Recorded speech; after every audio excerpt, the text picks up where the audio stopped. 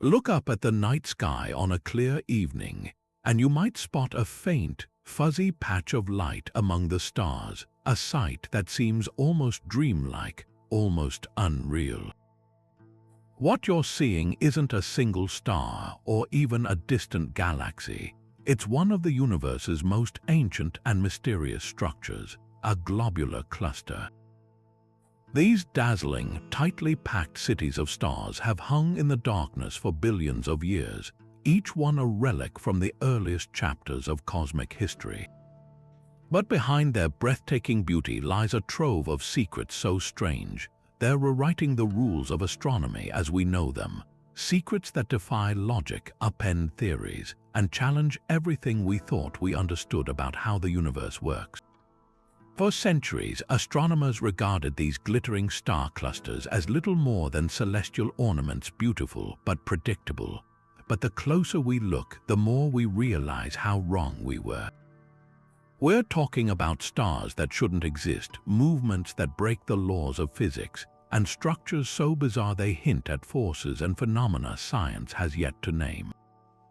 What if I told you some of these clusters contain stars younger than the cluster itself?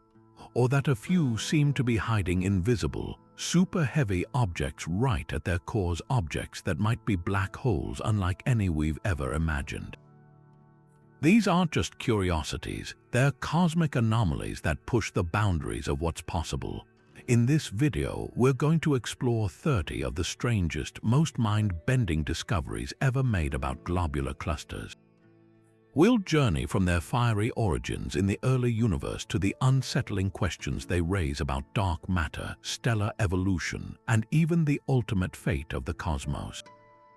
You'll come away not just amazed, but truly moved by how much wonder and how many mysteries are still waiting in the depths of space. So settle in, open your mind. What you're about to discover might just change how you see the night sky forever. Let's begin with perhaps the single most baffling discovery of all, a finding so strange it seems to defy the very foundations of cosmology. We're talking about the unsettling reality that some stars within these ancient clusters appear to be older than the universe itself. On the surface, that statement sounds impossible, a logical paradox. How can something exist before existence began? Yet, this is precisely the puzzle that astronomers have been grappling with for decades. The story starts with how we determine the age of a star. It isn't as simple as checking a cosmic birth certificate. Scientists use a powerful technique called stellar evolution modeling. They look at a star's color and its brightness, placing it on what's known as the Hertzsprung-Russell diagram, and from that, they can accurately estimate its mass and, crucially, its stage in life. For the vast, ancient populations of stars within globular clusters, most are elderly suns known as red giants or white dwarfs, all burning through the final reserves of their nuclear fuel. By carefully measuring these properties in countless stars within a cluster, astronomers can pinpoint the moment when the very first stars in that cluster must have ignited. This gives us the cluster's age. The results of these meticulous measurements were, and still are, staggering. Some of the oldest globular clusters, like M92 in the constellation Hercules, were calculated to be around 14 billion years old. Others, like NGC 6709, push even further, with age estimates creeping toward 15 or even 16 billion years. There's just one monumental problem with that number. The current best estimate for the age of the entire universe, based on the expansion rate measured by the Planck satellite and other observatories, is approximately 13.8 billion years. We are left with a glaring billion-year gap. According to the data, these clusters full of stars were shining brightly long before the Big Bang is even thought to have occurred. This contradiction sent and continues to send shockwaves through the scientific community. It forced a profound re-examination of everything. The immediate assumption was that there must be an error in the stellar dating methods. Perhaps our models of how stars evolve are incomplete. We've since learned that the precise metal content of a star, what astronomers call its metallicity, can significantly affect its aging process. Early stars had very few heavy elements, and this causes them to evolve differently and burn their fuel more slowly, potentially making them seem older than they truly are. Adjusting our models for this and other factors has brought some of the most extreme age estimates down, narrowing the gap, but it hasn't entirely closed it for the very oldest clusters. The other possibility is that our measurement of the universe's age is wrong. The 13.8 billion year figure is derived from the Hubble constant, the rate of the universe's expansion. If that expansion rate has been miscalculated, the age of the universe would change accordingly. This is an area of intense debate and active research, famously called the Hubble tension, where different methods of measuring expansion yield frustratingly different results. The existence of seemingly older stars adds a powerful, tangible piece of evidence to this ongoing cosmological debate. What we are witnessing is not a failure of science, but rather science at its best, a glaring anomaly that forces us to question our most fundamental assumptions. Either our understanding of how stars live and die is still incomplete, or our grasp of the universe's expansion and ultimate origin needs a serious revision. Or, perhaps most intriguingly, it's a combination of both. These ancient star clusters, therefore, are not just beautiful relics. They are active participants in a deep cosmological dialogue, holding clues that could one day lead us to a new and more complete theory of the cosmos. This leads us directly into another profound mystery, one that challenges the very definition of a star cluster. For the longest time, the textbook description of a globular cluster was beautifully simple. They were thought to be perfect examples of a simple stellar population. This meant that every single star within a cluster was born in one magnificent, synchronized burst of star formation. They all emerged from the same primordial cloud of gas, composed of the same pristine ingredients from the early universe. They were cosmic siblings, identical twins in terms of their chemical makeup, destined to live and die together. It was an elegant, straightforward story, and it was completely wrong. The first major crack in this theory appeared with the detection of something called the CN anomaly. Back in the 1970s, astronomers using powerful ground-based telescopes noticed that the light from certain stars within the same cluster showed subtle but distinct differences in the strength of specific chemical signatures, particularly cyanogen and sodium. This was baffling. If all the stars came from the same raw material, their chemical fingerprints should be identical.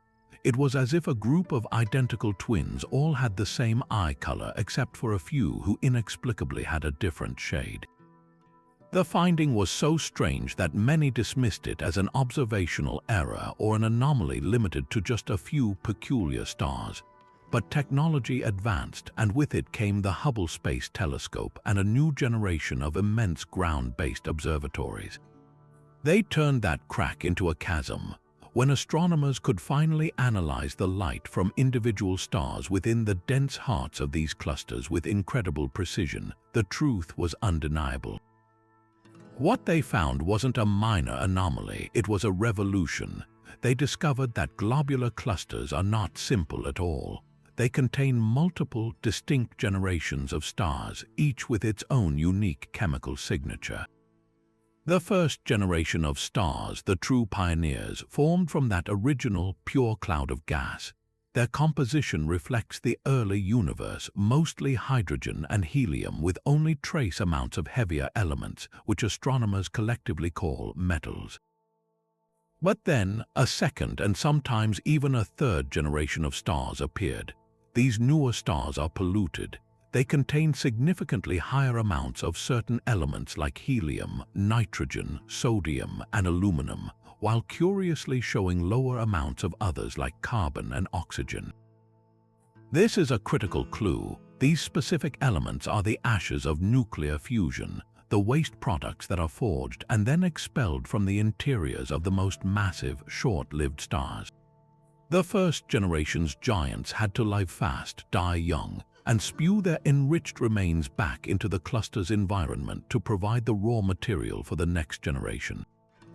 This presents an enormous physical problem. Where did this polluted gas come from, and how did it collapse to form new stars? The prevailing theory points to the cluster's most massive first-generation stars. As these behemoths burned through their fuel in just a few million years, they ended their lives in violent supernova explosions or through powerful stellar winds, flooding the cluster with gas that was rich in their nuclear waste. But this creates another puzzle. The energy from numerous supernovas should have been cataclysmic, powerful enough to not only expel all that enriched gas from the cluster entirely, but to potentially disrupt and destroy the cluster itself. Yet somehow the gas remained cool and dense enough to collapse and trigger a second wave of star formation right there in the heart of the cluster. Astronomers are still grappling with how this could physically happen. Perhaps the cluster's immense gravity was strong enough to hold onto some of this material against the explosive force. Maybe the pollution came from a different, less violent source, like winds from bloated giant stars. But each solution introduces new complications. The existence of multiple stellar populations has completely overturned a century of astronomical understanding. It reveals that globular clusters are not static fossils but complex ecosystems with their own intricate life cycles, histories of birth and death written in the chemical DNA of their stars. They are far more dynamic and mysterious than we ever dreamed. This chemical enigma, the story of multiple generations written in starlight, is deeply intertwined with another great puzzle, one that revolves around the most extreme objects the universe can create. If the first generation of stars in a cluster included true behemoths, which the chemical evidence strongly suggests they did, then according to all our models, their dramatic death should have left behind a specific and terrifying legacy, a population of black holes. Not just any black holes, but the elusive middle children of the cosmic family, known as intermediate mass black holes. These would be the missing link between the stellar mass black holes formed by collapsing stars and the supermassive monsters that lurk in the centers of galaxies. For decades, it was considered almost a given that these intermediate mass black holes should be sitting right in the hearts of the densest globular clusters. The search for them became a major astronomical endeavor, and that search has, to everyone's surprise, largely come up empty. The theoretical reasoning was incredibly sound. Picture the early days of a globular cluster. It's a chaotic, crowded metropolis of stars all swirling around in a tight gravitational dance. The most massive stars, living fast and dying young, would quickly collapse into stellar mass black holes. In such a dense environment, these black holes would naturally sink toward the center of the cluster through a process called dynamical friction, the gravitational equivalent of sinking in water. Once there, in the bustling stellar downtown, they would be likely to meet, interact, and even merge with each other. Over billions of years, a chain of mergers could easily build up a single, more massive black hole, one weighing anywhere from a few hundred to a few 100,000 times the mass of our Sun. This would be the intermediate mass black hole, a gravitational monarch reigning from the cluster's core. Astronomers have looked for these predicted rulers using every tool at their disposal. They've trained the Hubble Space Telescope on cluster centers, looking for the telltale frantic orbital speeds of stars caught in the irresistible grip of a massive, unseen object. They've used radio telescopes and X-ray observatories like Chandra, searching for the faint glow of superheated gas that should be emitting radiation as it spirals into a black hole's accretion disk. And while these searches have found plenty of smaller stellar mass black holes and other exotic objects, the definitive, smoking gun evidence for a true intermediate mass black hole has remained frustratingly out of reach. In almost every case, the stars at the very center of a globular cluster simply do not move fast enough. Their velocities suggest the gravitational well at the core is far too shallow to contain such a massive hidden predator.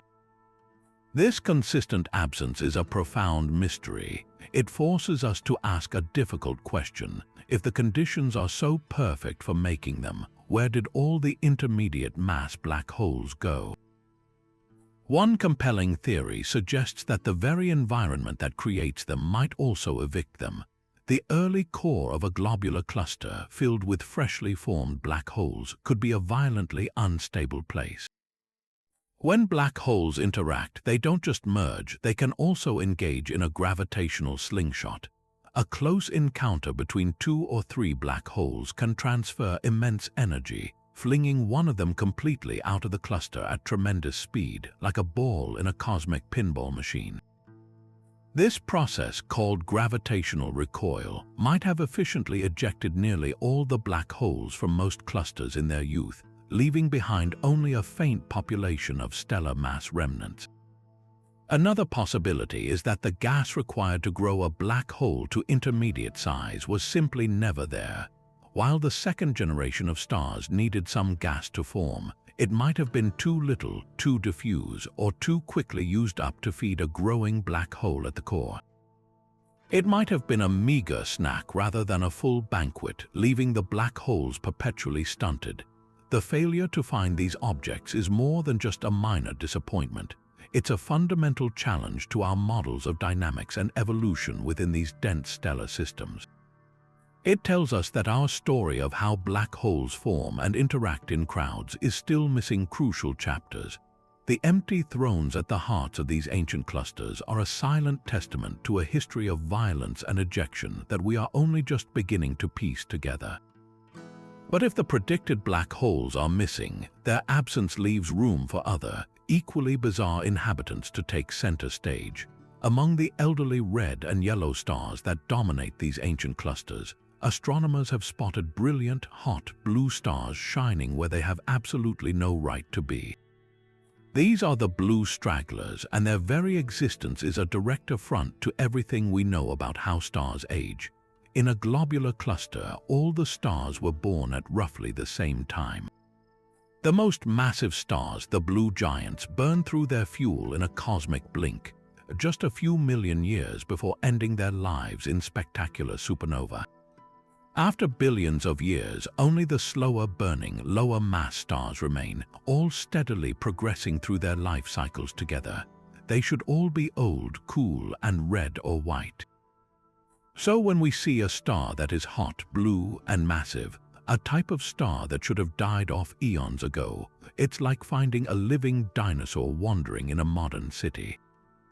It simply shouldn't be there. The term straggler is almost a misnomer. It implies they are merely lagging behind when in reality they are cosmic rule breakers. So how does a star cheat time? How does it remain youthful in a city of elderly citizens? Astronomers have developed two compelling and perhaps complementary theories to explain this cosmic rejuvenation. The first is a story of violent, transformative collisions. Globular clusters are incredibly dense environments. In their core regions, stars aren't spaced like they are in our quiet galactic neighborhood. They are packed together like commuters in a rush-hour subway. Close encounters and direct collisions, while still rare, are statistically inevitable over billions of years. When two average, lower-mass stars slam into each other, they can merge into a single new star. This new object has a larger mass, essentially combining the fuel of its two parents. With this fresh supply of hydrogen, it reignites nuclear fusion with a new intensity, burning hotter and brighter, and appearing blue against its redder siblings. It's a stellar phoenix born from a catastrophic merger that effectively resets its evolutionary clock. The second theory is less about catastrophic accidents and more about a slow, vampiric exchange.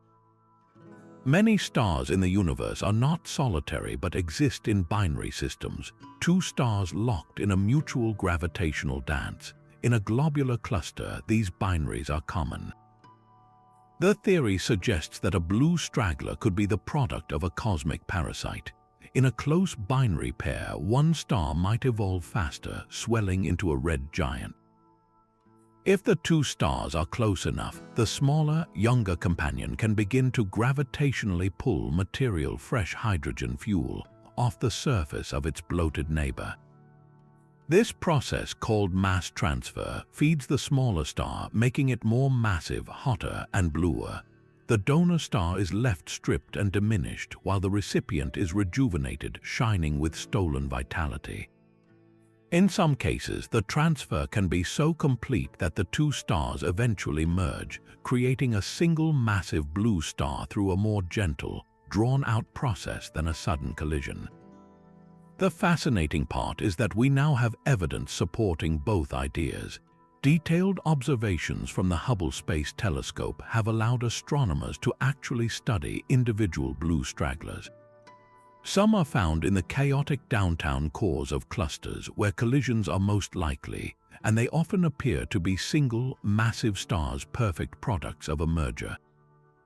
Others are found in the quieter suburbs of a cluster and are often still part of a binary system, showing the clear spectroscopic signature of a companion, just as the mass transfer theory predicts. This suggests that blue stragglers aren't a single type of anomaly. They are likely formed through multiple pathways, a testament to the dynamic and complex lives of stars in these crowded environments. The existence of blue stragglers transforms our view of globular clusters from serene retirement homes into vibrant, sometimes violent, stellar societies. They are places where stars can literally crash into each other to be reborn, or where one star can steal the life force from another to extend its own prime. These brilliant blue anomalies are not mistakes in our observations. They are direct evidence of the complex gravitational interactions and dramatic relationships that unfold within these ancient cities of stars. And if the complex dynamics of blue stragglers challenge our ideas about stellar life cycles, the very gravitational glue holding these clusters together presents an even deeper cosmic puzzle, one that involves the most elusive substance in the universe. For generations, astronomers held a fundamental belief about globular clusters. They were thought to be pristine islands of normal matter, largely devoid of dark matter. This view made perfect sense within the prevailing theory of their origin. The story went that these clusters formed very early on from collapsing knots of pure, primordial gas within the vast halos of dark matter that surround young galaxies. The thinking was that as the cluster's stars began to shine, their fierce radiation and the subsequent supernova explosions from the first massive stars would have blown away any lingering dark matter, effectively cleansing the cluster and leaving behind a gravitational system governed solely by the visible stars. It was a clean, elegant model, but like so many other assumptions about these objects, new observations are now tearing it down. The first hints emerged not from looking at the clusters themselves, but from studying their motion around our galaxy. As these clusters orbit the Milky Way, they experience tidal forces, a gravitational stretching from our galaxy's pull. Detailed measurements of their speeds and trajectories began to suggest that some clusters were far more massive than the total weight of all their visible stars could account for. There seemed to be extra mass and thus extra gravity hidden somewhere inside them. Initially, this was attributed to the population of faint, hard-to-see objects like white dwarfs, neutron stars, and stellar mass black holes. But even adding up all these plausible remnants left a gravitational shortfall for certain clusters. Then came more direct and more shocking evidence. Astronomers using the Hubble Space Telescope and the Very Large Telescope in Chile embarked on ambitious programs to map the precise motions of thousands of individual stars within several globular clusters. By tracking the velocities of stars at different distances from the cluster's center, they could create a detailed chart of the cluster's gravitational field, essentially weighing it from the inside out. For most clusters, the star motions were exactly as predicted by the visible mass, but for a few, like the spectacular Omega Centauri, the results were inexplicable. The stars, particularly those in the outer regions, were moving far too quickly. Their high speeds indicated they were being held in orbit by a gravitational pull much stronger than the collective pull of all the visible stars could possibly provide. The only way to explain this was to infer the presence of a significant amount of unseen mass, a hidden gravitational anchor, and the most compelling candidate for that hidden mass is dark matter. This revelation sends tremors through our understanding of how these clusters were born. If they do contain their own reservoir of dark matter, it completely upends the traditional cleansing theory of their formation. It suggests that some globular clusters might not have formed as simple knots of gas within a larger dark matter halo, but instead might be the leftover central cores of entire dwarf galaxies that were cannibalized by the Milky Way long ago. Dwarf galaxies are known to be immensely rich in dark matter. In this scenario, as a small galaxy was ripped apart and absorbed by our larger galaxy, its diffuse outer stars and dark matter halo were stripped away, leaving behind only the dense, bright core, which we now call a globular cluster. This core would still retain a concentrated amount of the original galaxy's dark matter, like a fossilized relic of its grander past. This would elegantly explain why only some clusters show this signature. They would be the ones with a different, more dramatic origin story. The implications of this are profound. It blurs the line between different classes of celestial objects. It suggests that the brightest globular clusters and the smallest dwarf galaxies might be part of a continuum, distinguished more by their history and environment than by their fundamental nature. Furthermore, if dark matter is indeed present, it would radically alter our models of a cluster's internal dynamics and long-term evolution, affecting how stars move and how the cluster itself changes over billions of years. Finding dark matter in these ancient structures provides a unique, nearby laboratory to study this mysterious substance. We could observe how it interacts with normal matter in a dense environment unlike any other, potentially offering clues to its true nature. What was once considered a settled fact, that globular clusters are simple, visible matter systems, has opened into a new frontier, proving that even the oldest objects in the sky still have the power to surprise us with fundamental truth. Yet for all their apparent stability, these ancient clusters are not eternal. They are slowly, inexorably being pulled apart, and the evidence for this grand dissolution is written across the sky in vast, faint structures that stretch for thousands of light years. We are talking about tidal tails and stellar streams, cosmic rivers of stars that flow from the clusters themselves, revealing a dramatic story of gravitational theft and eventual demise. To understand how this happens, picture a globular cluster orbiting its host galaxy, much like the Moon orbits the Earth. The galaxy's gravity is not uniform. It's stronger on the side of the cluster closer to the galactic center and weaker on the far side. This difference in pull creates a stretching force, a tidal force, that acts to distort the cluster's spherical shape. With each orbit, this relentless tugging plucks the most loosely bound stars, those on the outer edges, and draws them away. Over billions of years, this process creates two long, faint ribbons of stars, one stretching ahead of the cluster in its orbit and one trailing behind. These are the tidal tails, the ghostly signatures of a cluster being slowly unraveled by the galaxy it calls home. For a long time, these structures were purely theoretical, their faint light drowned out by the brilliant backdrop of the Milky Way. Their discovery is a triumph of modern astronomy and sophisticated technology. Projects like the Sloan Digital Sky Survey and the European Space Agency's Gaia mission have revolutionized this field. Gaia, in particular, has provided astrometric data, precise measurements of the position and motion of over 1 billion stars with unparalleled accuracy. By sifting through this colossal dataset, astronomers can now identify stars that are moving in perfect lockstep with a known globular cluster, but are located far, far beyond its visible boundary. They can literally map the streams in 3 dimensions, tracing their path through the galactic halo. The resulting maps are breathtaking.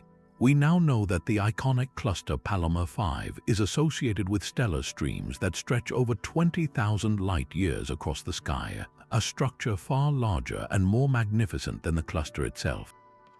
In fact, the cluster is merely the brightest knot in a vast, shimmering river of stars. The story of Palomar 5 is a preview of its own future.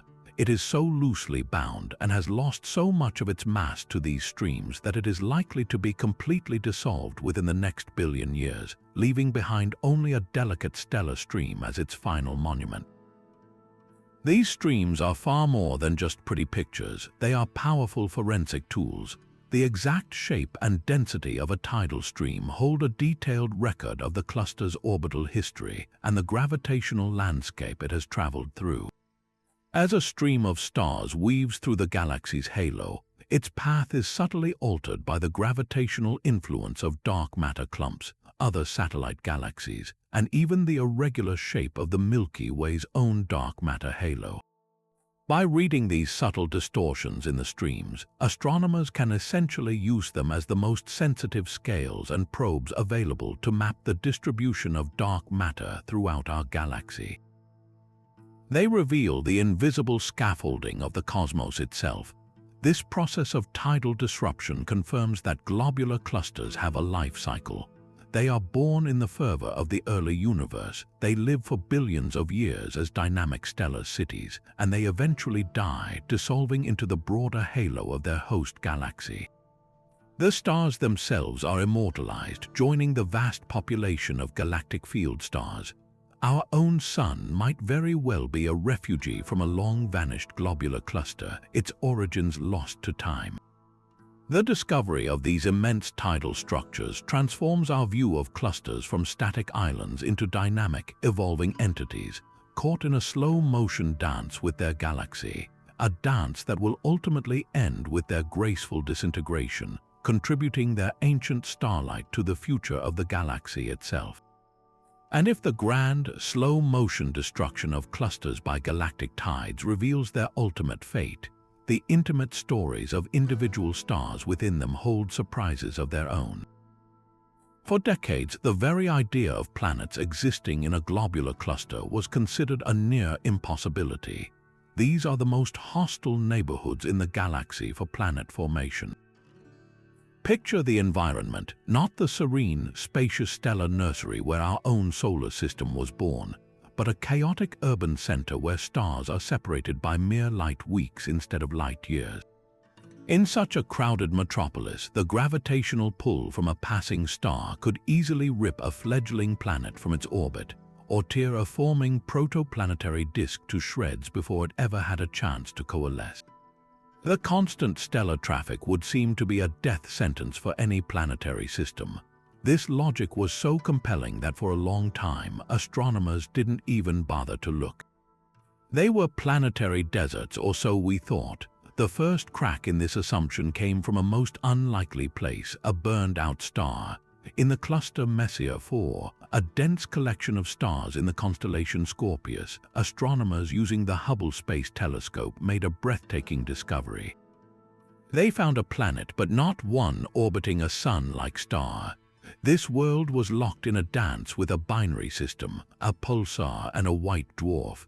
A pulsar is the incredibly dense, rapidly spinning corpse of a massive star that went supernova, and it emits beams of radiation that sweep across space like a cosmic lighthouse. The way these beams arrived at Earth had a tiny, rhythmic variation, a telltale wobble that betrayed the gravitational tug of an orbiting planet. This was not a gentle world in a habitable zone, it was a survivor of absolute chaos. Its very existence proved that planet formation could, against all odds, happen even here. This planet had endured the violent death of its original star in a supernova explosion, an event that should have vaporized any nearby worlds or flung them into the void, and yet somehow it remained. The discovery forced a complete re-evaluation. How could a planet form and persist in such an environment? The answer likely lies in incredible resilience and a bit of cosmic luck. One theory suggests that planets in clusters might form in a very different way than the slow, steady accretion process we believe built our solar system. In the crowded core, direct gravitational collapse of dense gas pockets might be possible, quickly forming giant planets on short timescales. Alternatively, a planet could form normally around a star that lives in the quieter, outer suburbs of the cluster, where stellar densities are lower and disruptive encounters are less frequent. That planet's home system could then, over millions of years, migrate inward toward the dense core, its planet miraculously surviving the journey. The planet found orbiting the pulsar is a different story altogether. It may be a second-generation planet, a world that formed from the ashes of the supernova itself, coalescing from the debris disk of material left behind after the star's catastrophic death.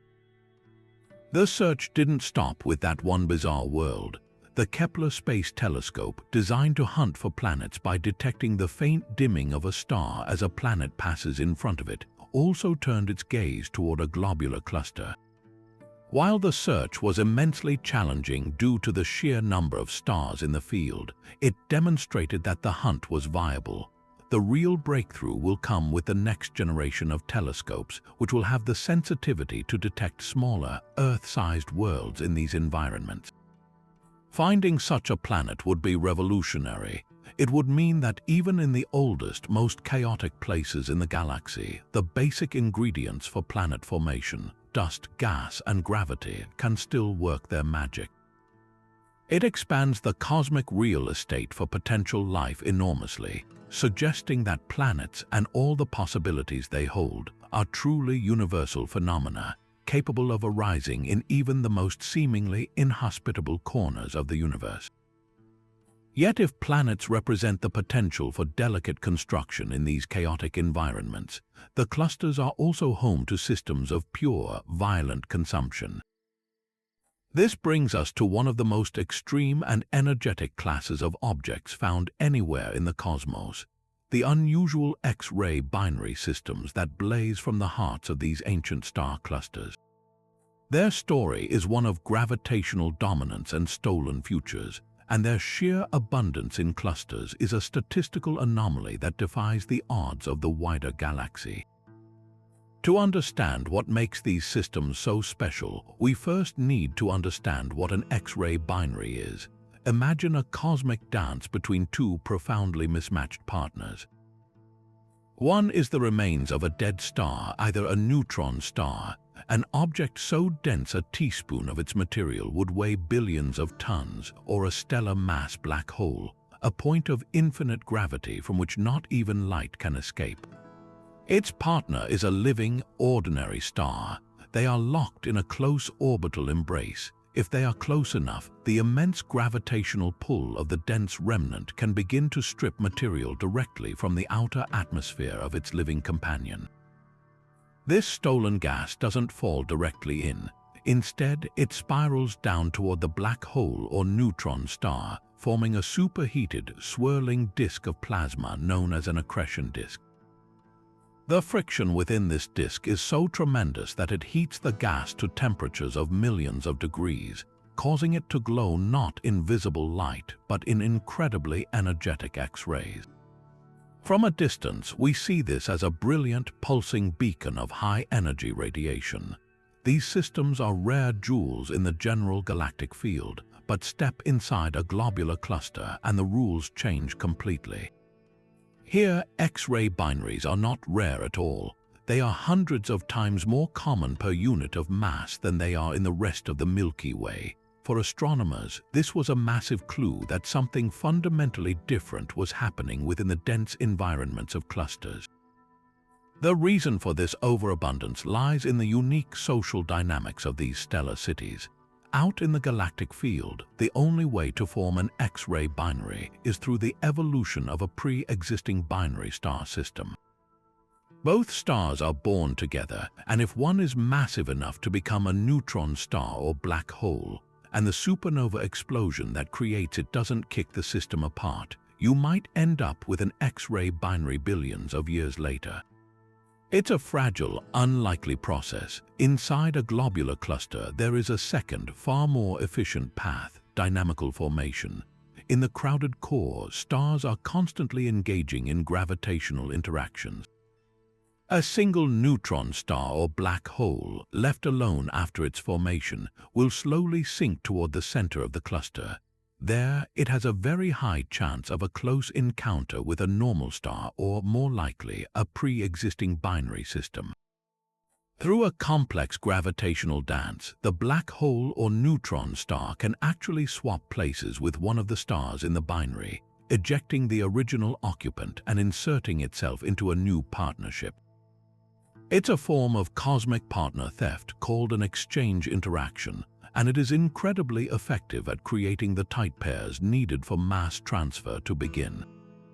The dense environment acts as a stellar matchmaking service, efficiently pairing up the most massive remnants with donor stars to create these brilliant X-ray factories. The specific type of X-ray binary that dominates in clusters adds another layer to the mystery. They are predominantly low-mass X-ray binaries, meaning the donor star is a low-mass, Sun-like or even smaller star.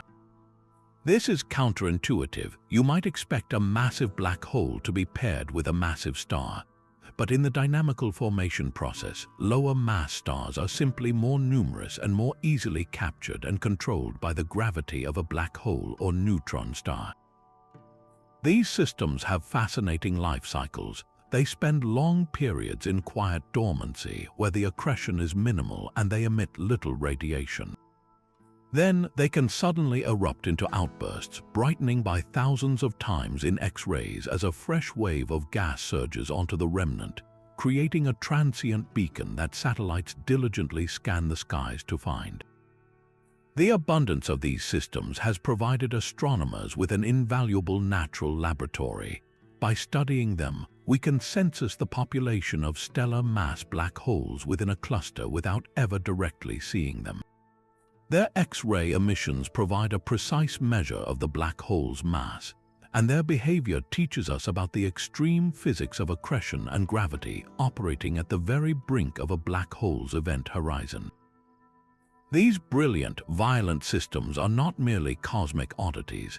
They are direct products of the unique social physics that governs globular clusters, serving as permanent reminders that in the realm of stars, proximity dictates destiny. But the story of stellar interactions in these dense environments doesn't end with the creation of brilliant blue stragglers or violent X-ray binaries. There's another, quieter mystery lurking in the population charts of some clusters, a case of missing persons on a cosmic scale. When astronomers take a detailed census of the stars in a globular cluster, they expect to see a predictable number of stars in each stage of life, a direct result of well-understood stellar physics. One of the most prominent stages is the red giant phase, when a star like our Sun exhausts the hydrogen in its core, swells to a tremendous size, and glows with a distinct red hue. These stars should be plentiful and bright, making them easy to count. Yet, in certain clusters, they simply aren't all there. The number of red giants is significantly lower than our models predict. It's as if a specific demographic of the cluster's population has vanished without a trace, leaving astronomers to piece together what happened. This isn't a simple observational error.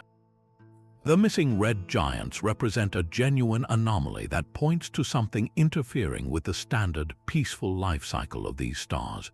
One compelling theory suggests that the culprit is the very environment that makes globular clusters so unique, their extreme density.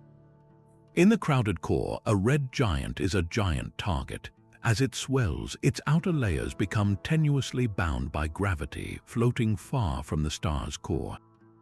If another star passes even moderately close, a common occurrence in these stellar metropolises, the gravitational encounter can be enough to strip away those expansive outer layers. This process, known as tidal stripping, effectively peels the star prematurely, halting its red giant phase and leaving behind only its hot, dense core, which we then observe as a helium-burning star or a white dwarf. The star is effectively robbed of its final, grand act. Another, more dramatic possibility involves the population of stellar mass black holes we now believe reside in many clusters. A red giant venturing too close to a black hole could suffer a far worse fate than a mere stripping. It could be completely torn apart by the black hole's immense tidal forces in a spectacular event known as a tidal disruption event. While this would be a fleeting, violent end, it could account for the systematic removal of these stars from the population. However, the frequency of such direct encounters might be too low to explain the scale of the missing giants, making this a less likely primary cause for the entire phenomenon. The plot thickens when we consider that this isn't observed uniformly across all clusters. It seems to be more prevalent in clusters with higher collisionality, meaning those with the densest cores where stellar interactions are most frequent. This correlation strongly supports the idea that the environment itself is the cause. The missing red giants are not a flaw in our understanding of stellar evolution in isolation, but rather a testament to how a star's life story can be brutally edited by its surroundings. It reveals that for a star in a globular cluster, growing old is not a guaranteed right. It's a privilege that can be revoked by a close encounter with a neighbor, forever altering its destiny and leaving a noticeable gap in our stellar headcount. While the violent theft of stellar material and the quiet disappearance of red giants reveal the disruptive side of cluster life, there is another group of stars whose behavior is more rhythmic and predictable, yet no less mysterious. These are the pulsating variable stars, and globular clusters contain them in staggering, almost unbelievable abundance. Step into a cluster like M3 or Omega Centauri, and you'll find hundreds, sometimes thousands, of these celestial lighthouses, rhythmically brightening and dimming against the backdrop of more steady stars. This incredible concentration is no accident. It's a direct result of the unique demographics of these ancient stellar cities, and it has made them one of the most important tools for measuring the cosmos. The two most famous types of these pulsating stars are Lyrae and Cepheids variables. Their value to astronomy cannot be overstated. They are what scientists call standard candles objects with a known intrinsic brightness.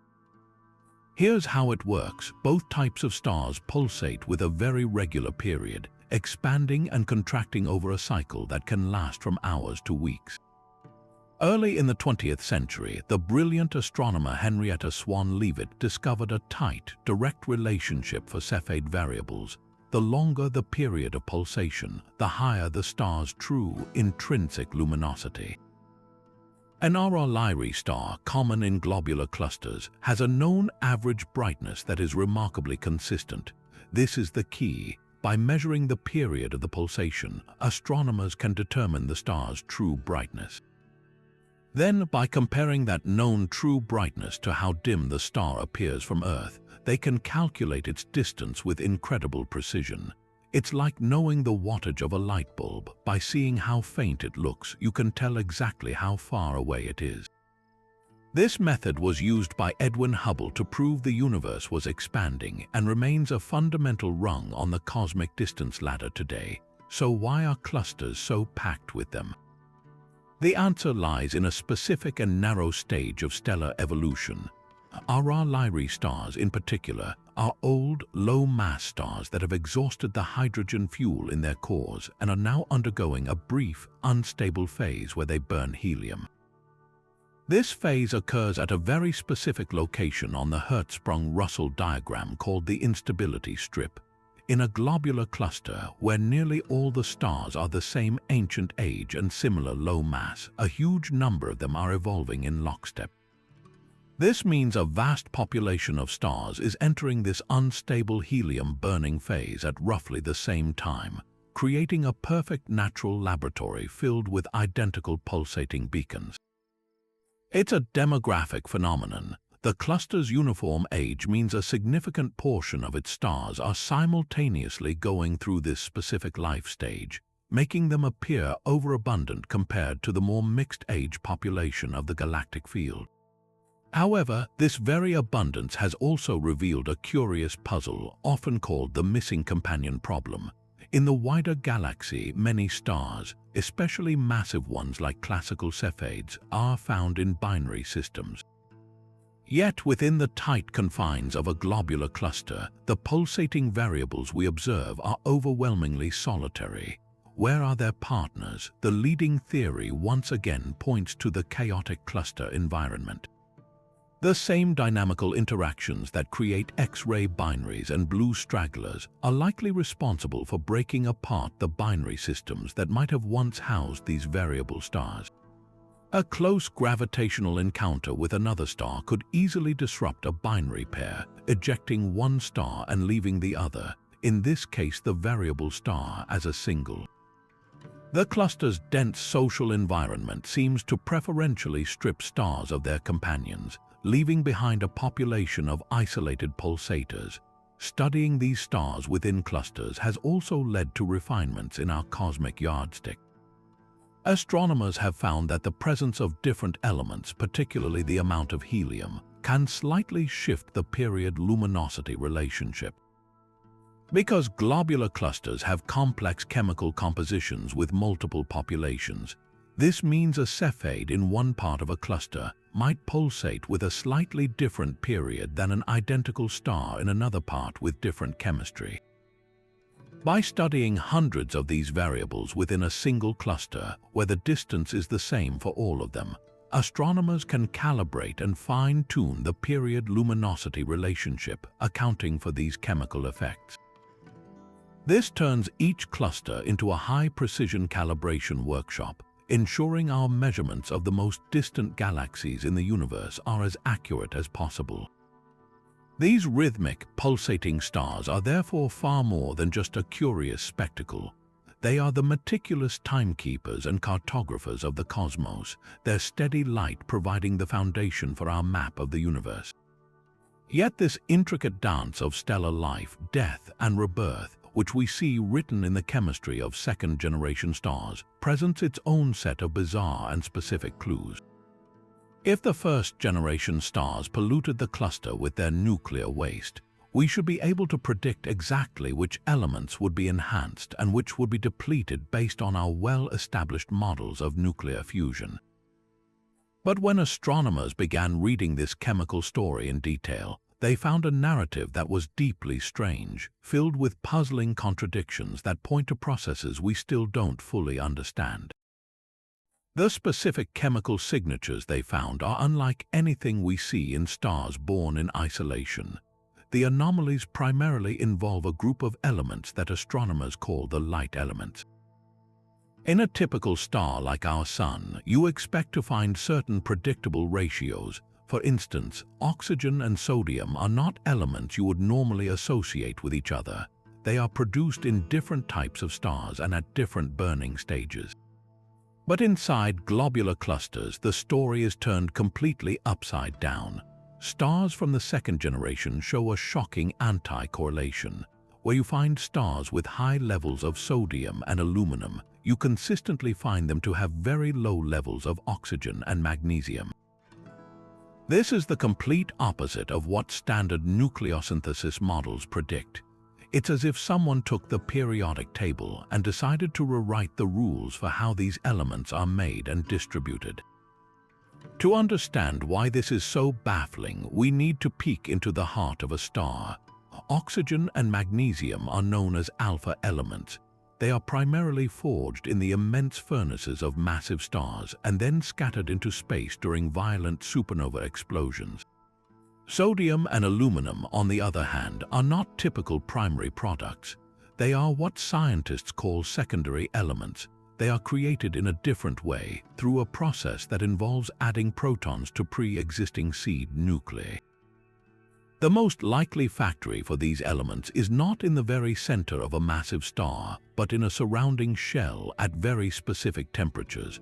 This process is known as proton capture, and it requires a precise and hot environment. The leading theory to explain this chemical oddity points the finger at a specific type of star, the humble yet incredibly important GBB star that stands for asymptotic giant branch star. These are stars in a very late, evolved stage of life, similar to red giants but even more extreme. In their hot, deep interiors, a series of linked nuclear reactions can occur, known collectively as the neon-sodium cycle and the magnesium-aluminum chain. These cycles essentially transform one element into another. They can take oxygen and, through proton capture, gradually turn it into nitrogen and sodium. Similarly, they can take magnesium and transform it into aluminum. And a GBB star doesn't explode. Instead, it loses its enriched outer layers through a powerful but relatively gentle stellar wind. This wind would be brimming with this strangely processed material high in sodium and aluminum, but depleted in the oxygen and magnesium that was consumed to create them. This presents an elegant solution, but it introduces a new set of massive complications. For this to work on the scale needed to pollute an entire globular cluster, you would need a vast number of these GBB stars from the first generation. But the math is problematic. The amount of material these stars shed might not be sufficient to form the huge number of second-generation stars we actually observe. Furthermore, the temperatures required for these proton capture processes are incredibly high, pushing the limits of what we believe is possible inside an GBB star.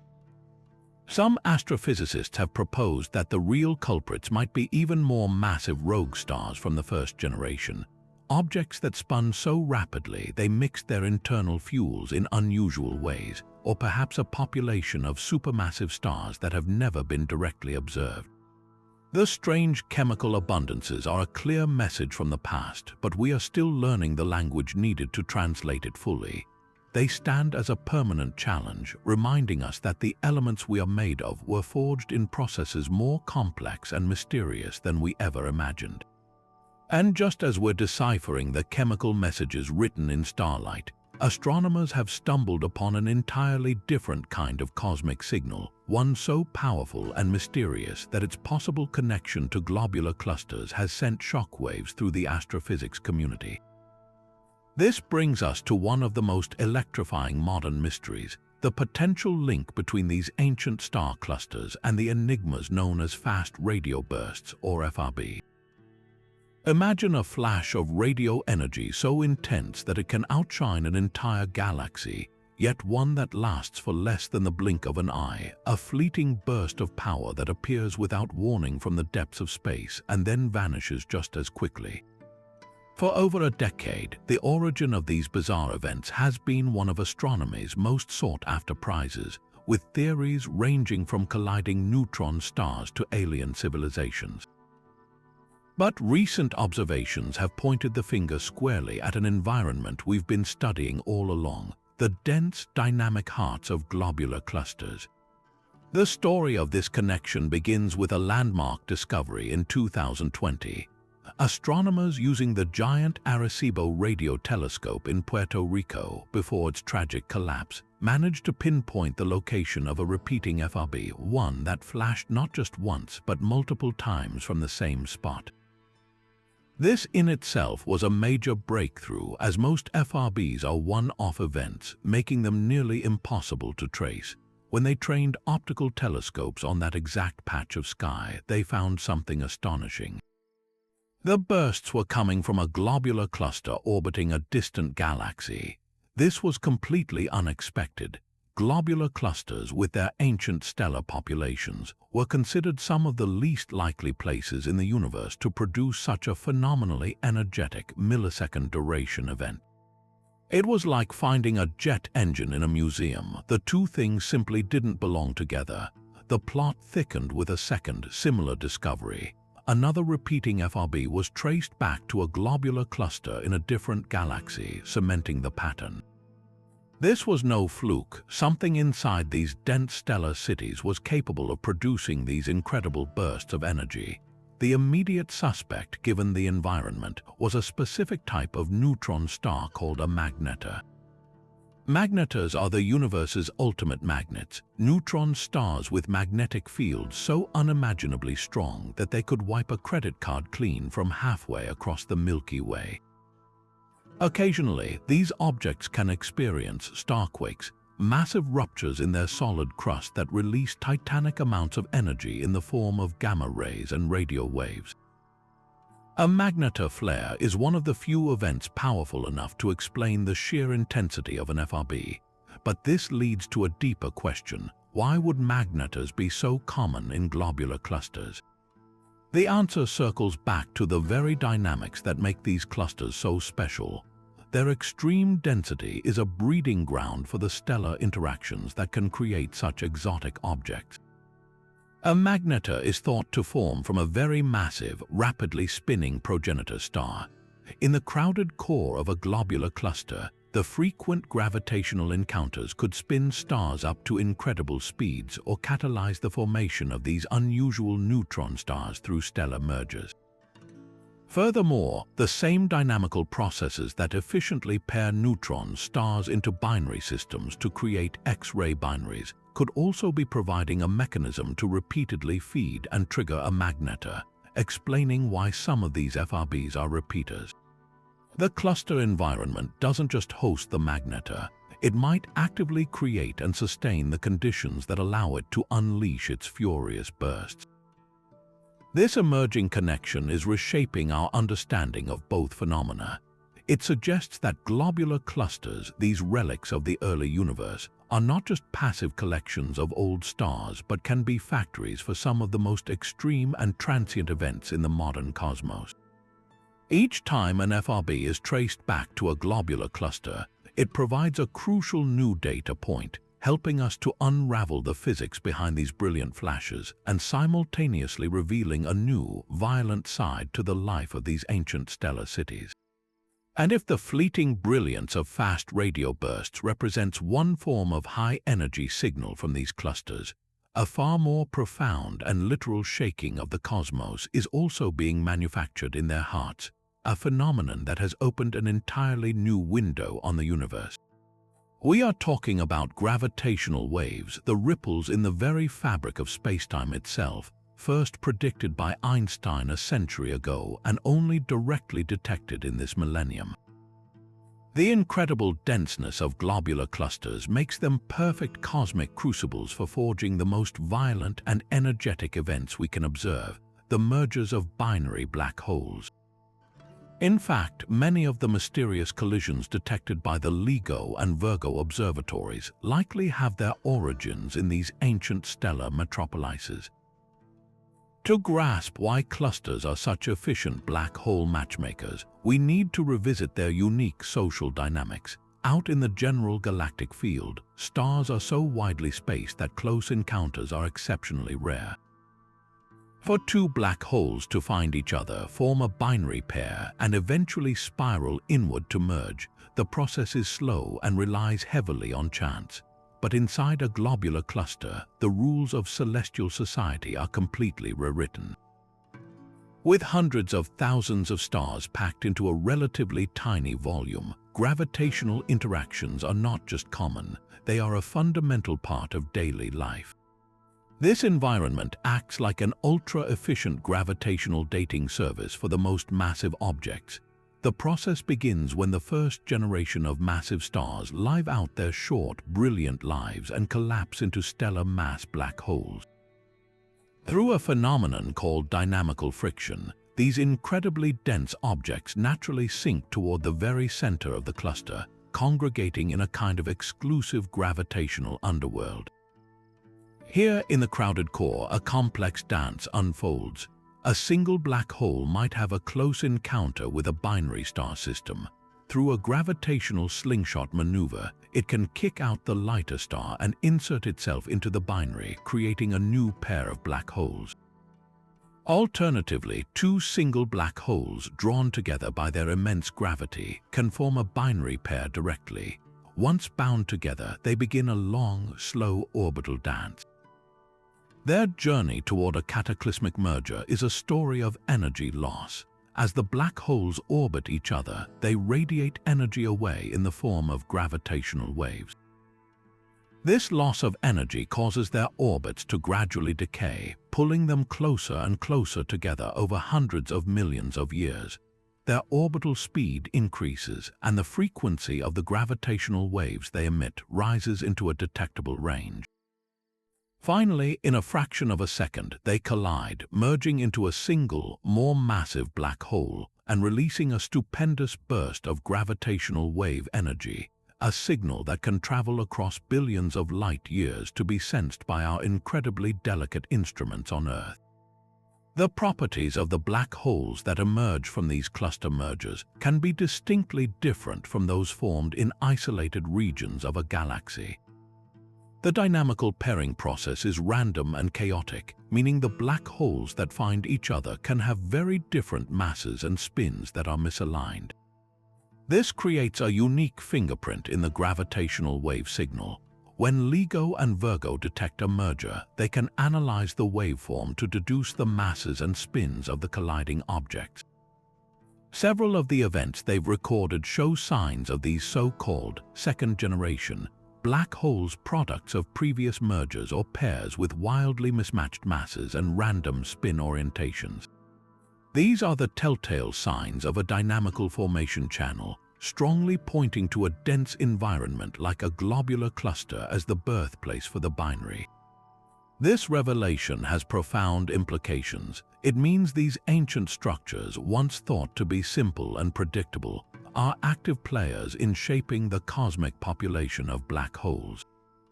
They are not just museums of stellar history, they are factories creating the most massive stellar mass black holes in the universe today.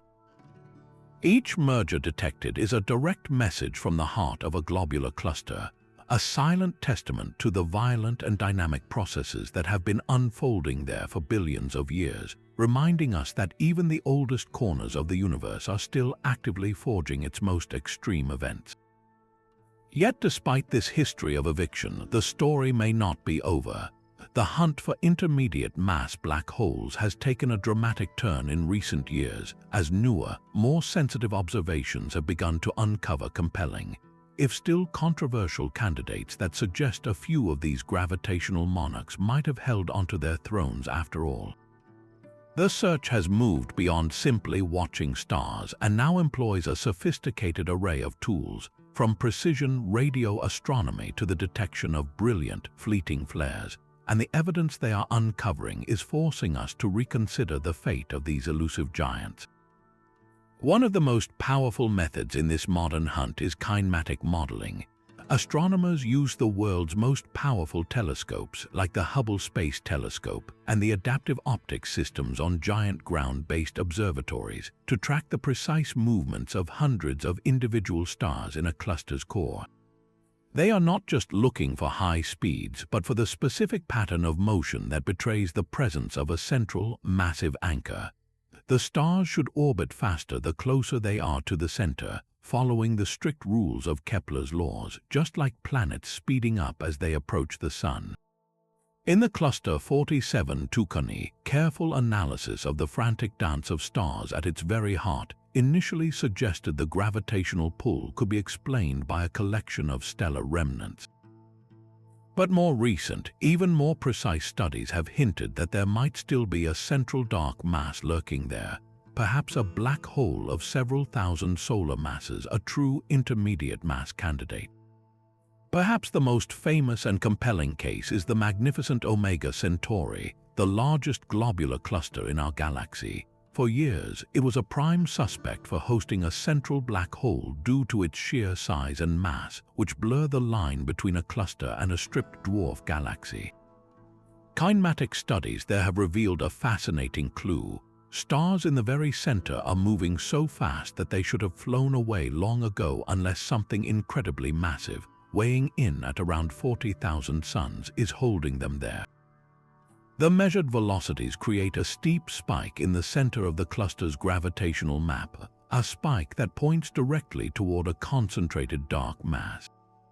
While some researchers argue this could be explained by a tight knot of stellar mass black holes, the simplicity and elegance of a single intermediate mass black hole solution make it a tantalizing possibility.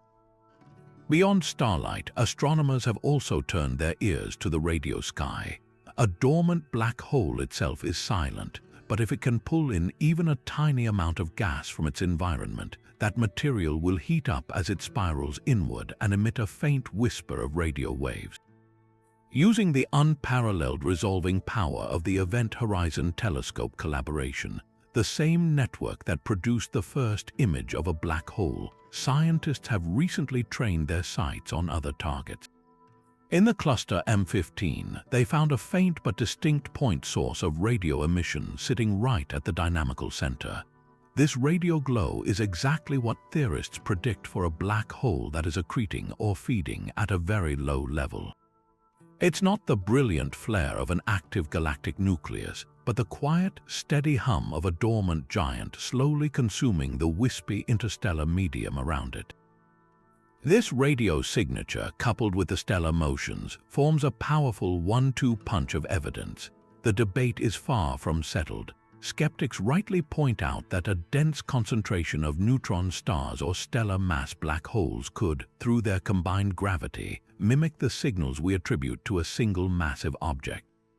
Unraveling this degeneracy requires ever more precise observations, but the growing body of evidence from multiple clusters and multiple wavelengths is becoming harder to ignore. It suggests that while the violent game of gravitational pinball may have ejected most intermediate mass black holes, a few of the most massive and tightly bound clusters might have been able to retain their central kings. Their immense gravitational wells could have been deep enough to hold onto these monsters against the slingshot forces that cleared them out of smaller clusters. If confirmed, these objects would be the long-sought missing links in black hole evolution, and their very existence would write a crucial new chapter in the story of how the most extreme objects in the universe are born and grow. But the gravitational turmoil within these clusters doesn't just create strange objects or trigger violent mergers. It also has the power to evict stars entirely, flinging them out into the lonely galactic void. For a long time, we thought of globular clusters as largely closed systems, their stars held in a perpetual, tight-knit gravitational embrace. That view has been completely overturned by the discovery of extra-tidal stars, lone escapees that have been flung beyond the cluster's official tidal boundary, yet still move through space as part of its retinue, forever linked to their birthplace by the ghost of gravity. Finding these stellar refugees is a monumental challenge. They are faint, isolated points of light against the already crowded backdrop of the Milky Way's halo. Their discovery is a direct result of two revolutionary projects: the Sloan Digital Sky Survey, which provided deep, wide-field images of the sky, and the Gaia Space Observatory, which gave us the precise motions of over 1 billion stars. By combining Gaia's exquisite data on how stars are moving with Sloan's detailed maps of where they are, astronomers can now perform a kind of cosmic forensics. They can identify stars that are not within the visible boundary of a cluster, but are moving through space with the exact same velocity and direction as the cluster itself. These are the extra-tidal stars, a population of gravitational escapees stretching out in vast, faint streams that can span thousands of light years. So how does a star break free from such a dense gravitational collective? The primary ejection mechanism is a spectacularly violent gravitational encounter. In the crowded core of a cluster, a single star can have a close brush with a binary star system. Through a complex gravitational slingshot, the binary can transfer an enormous amount of energy to the lone star, accelerating it to a speed that exceeds the cluster's escape velocity. In an instant, that star is ejected, shot out like a bullet from the cluster's gravitational grip. Alternatively, a star can venture too close to a massive object, like a central black hole or a dense knot of stellar remnants. The immense gravity of this object can also provide the kick needed to send the star on a one-way trip into the galactic halo. This isn't a gentle process, it's a catastrophic event that permanently alters the star's cosmic trajectory. These escapees are far more than just celestial curiosities. They are invaluable tracers, telling a detailed story about the internal dynamics and history of their parent cluster. The very presence of a large population of extra-tidal stars indicates a highly dynamic and violent past, a history filled with frequent strong gravitational interactions. By mapping the positions and velocities of these stars, astronomers can essentially rewind the clock, tracing their paths backward to pinpoint the exact location and time of their ejection. This provides a unique window into the cluster's internal conditions billions of years ago, revealing the frequency of these dramatic events and the mass of the objects that likely caused them. Furthermore, these stellar streams act as incredibly sensitive probes of the galaxy's gravitational field. As the stream of stars orbits the Milky Way, its path is subtly shaped by the pull of dark matter subhalos, the gravitational influence of dwarf galaxies, and the overall mass distribution of the galactic halo. Any kink, gap, or change in density along the stream is a fossil record of a past gravitational encounter. By reading these subtle distortions, astronomers can map the invisible distribution of dark matter throughout our galaxy with a precision that no other method can match. The extra-tidal stars, these lonely exiles cast out from their homes, have become our most powerful guides to the dark, unseen structure of the cosmos itself. And this gravitational turmoil, which can violently eject stars into the void, also has the power to crush them together, forging entirely new classes of stellar remnants in the process.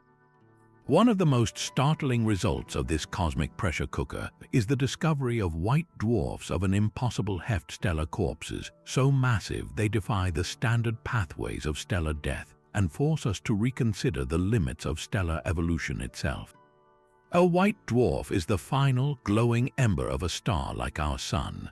After it exhausts its nuclear fuel, it sheds its outer layers and leaves behind a super-dense core of carbon and oxygen, an Earth-sized object with the mass of a star, slowly cooling over billions of years. There is a fundamental law of physics that governs these objects, known as the Chandrasekhar limit.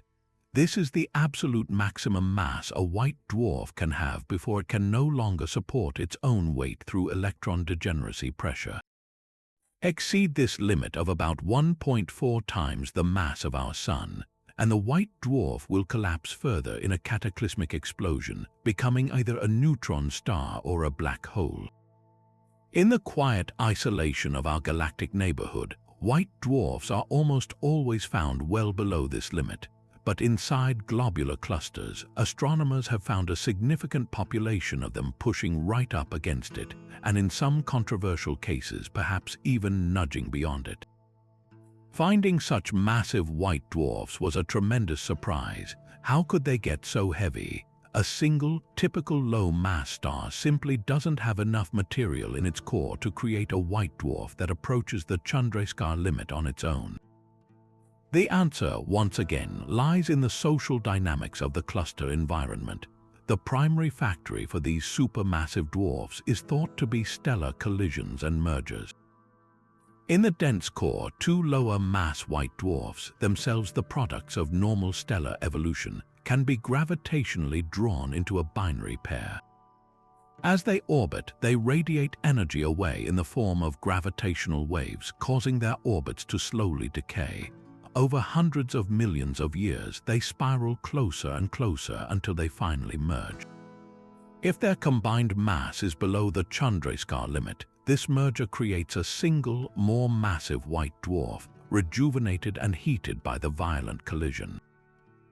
This is likely the origin of the majority of these hefty remnants, but the story gets even more intriguing. What if the combined mass of two merging white dwarfs exceeds the Chandrasekhar limit? Theory predicts that such a merger should instantly trigger a Type Ia supernova, a titanic thermonuclear explosion that would completely obliterate both objects. However, some observations have suggested the presence of white dwarfs in clusters with masses that seem to be suspiciously close to, or even above, this fatal threshold without having exploded. This has led to a fascinating and still unresolved question. Is it possible to create a super Chandrasekhar white dwarf, even briefly? some astrophysicists propose that if the merger is messy and rapid enough, it could create a spinning, supermassive white dwarf. Its rapid rotation could provide extra centrifugal support, holding off a catastrophic collapse just long enough for it to be observed. Others suggest that a merger between a white dwarf and a core helium-burning star could dump just the right amount of material onto the dwarf to push it over the limit temporarily. These objects would be incredibly unstable and short-lived, but their potential existence challenges our most fundamental understanding of stellar demise. The presence of these unusually massive white dwarfs provides a powerful diagnostic tool for astronomers. Their sheer weight tells a story of a violent past, a history of dynamical encounters that is unique to dense clusters. By counting them and measuring their masses, scientists can effectively take a census of the merger rate within a cluster, providing a direct measure of how frequently these dramatic gravitational encounters occur. Furthermore, because a white dwarf's cooling rate is directly tied to its mass, more massive dwarfs have a smaller surface area and cool much more slowly. A cluster with a population of massive white dwarfs will have a very different demographic of stellar remnants than one without. This means the history of dynamical interactions is literally written in the temperature and brightness of these fading embers, offering a lasting record of the cluster's most violent moments. This color puzzle leads us to a completely different kind of mystery, one that is visible not within a single cluster, but when we step back to look at the entire population of clusters orbiting a massive galaxy. For decades, as astronomers surveyed these vast collections, they noticed something peculiar. When you plot the colors of all the globular clusters around a giant elliptical galaxy, you don't get a smooth, continuous spectrum. Instead, the data points stubbornly refuse to blend together. They insist on grouping themselves into two distinct camps. This is the phenomenon of color bimodality, a discovery that seems simple on the surface but has sparked one of the most intense and long-running debates in modern astronomy, a debate that cuts to the very heart of how the largest galaxies assembled themselves. On one side, you have a group of clusters that appear distinctly red. On the other, a separate group that is noticeably blue. For a long time, the interpretation seemed straightforward. In astronomy, a star's color is primarily a thermometer. Blue stars are hotter, red stars are cooler. But for an entire cluster of stars, the dominant factor influencing its overall color is its chemical composition, specifically its metallicity, which is the term astronomers use for all elements heavier than hydrogen and helium. Metal-rich stars tend to be redder, so a red cluster was assumed to be metal-rich and a blue cluster was assumed to be metal-poor. This simple color metallicity connection was the bedrock of the interpretation for years. The natural conclusion was that the two groups represented two distinct epochs of formation. The blue, metal-poor clusters were seen as the ancient fossils, the first cities of stars to form from the pristine hydrogen and helium gas in the very early universe. The red, metal-rich clusters, on the other hand, were thought to have formed later, after generations of supernova had polluted the galactic environment with heavy elements, providing the enriched raw material for their construction. This two-step formation story was elegant and fit nicely with models of how giant galaxies grow over time. But as observational technology advanced, allowing for more precise measurements of both color and metallicity, cracks began to appear in this elegant story. The problem wasn't with the blue clusters. Their link between bluer color and lower metallicity held strong. The crisis emerged with the red clusters. When astronomers used powerful spectrographs to directly measure the metal content of these red clusters, the numbers didn't always add up. In many cases, the red clusters weren't nearly as metal-rich as their vibrant color suggested they should be. There was a disconnect. The color was telling one story, but the direct metallicity measurements were whispering another, more complicated tale. This discrepancy forced the field to confront a radical alternative. What if the color difference isn't primarily about metallicity at all? What if it's about age? A younger population of stars will contain more massive, hot blue stars, which can dominate the overall light of a cluster and make it appear bluer, even if its metal content is identical to an older, redder cluster. This hypothesis turns the original interpretation on its head. Perhaps the bimodality doesn't represent two different metallicities, but two different major bursts of cluster formation separated by a significant gap in time. The red clusters would be the truly ancient ones, whose massive blue stars have long since died off, leaving behind only the cooler, redder stars. The blue clusters would then be the relative youngsters, their brilliant blue giants still shining brightly. Each explanation paints a profoundly different picture of galactic history. The metallicity model suggests a galaxy that built its cluster population in two distinct chemical environments.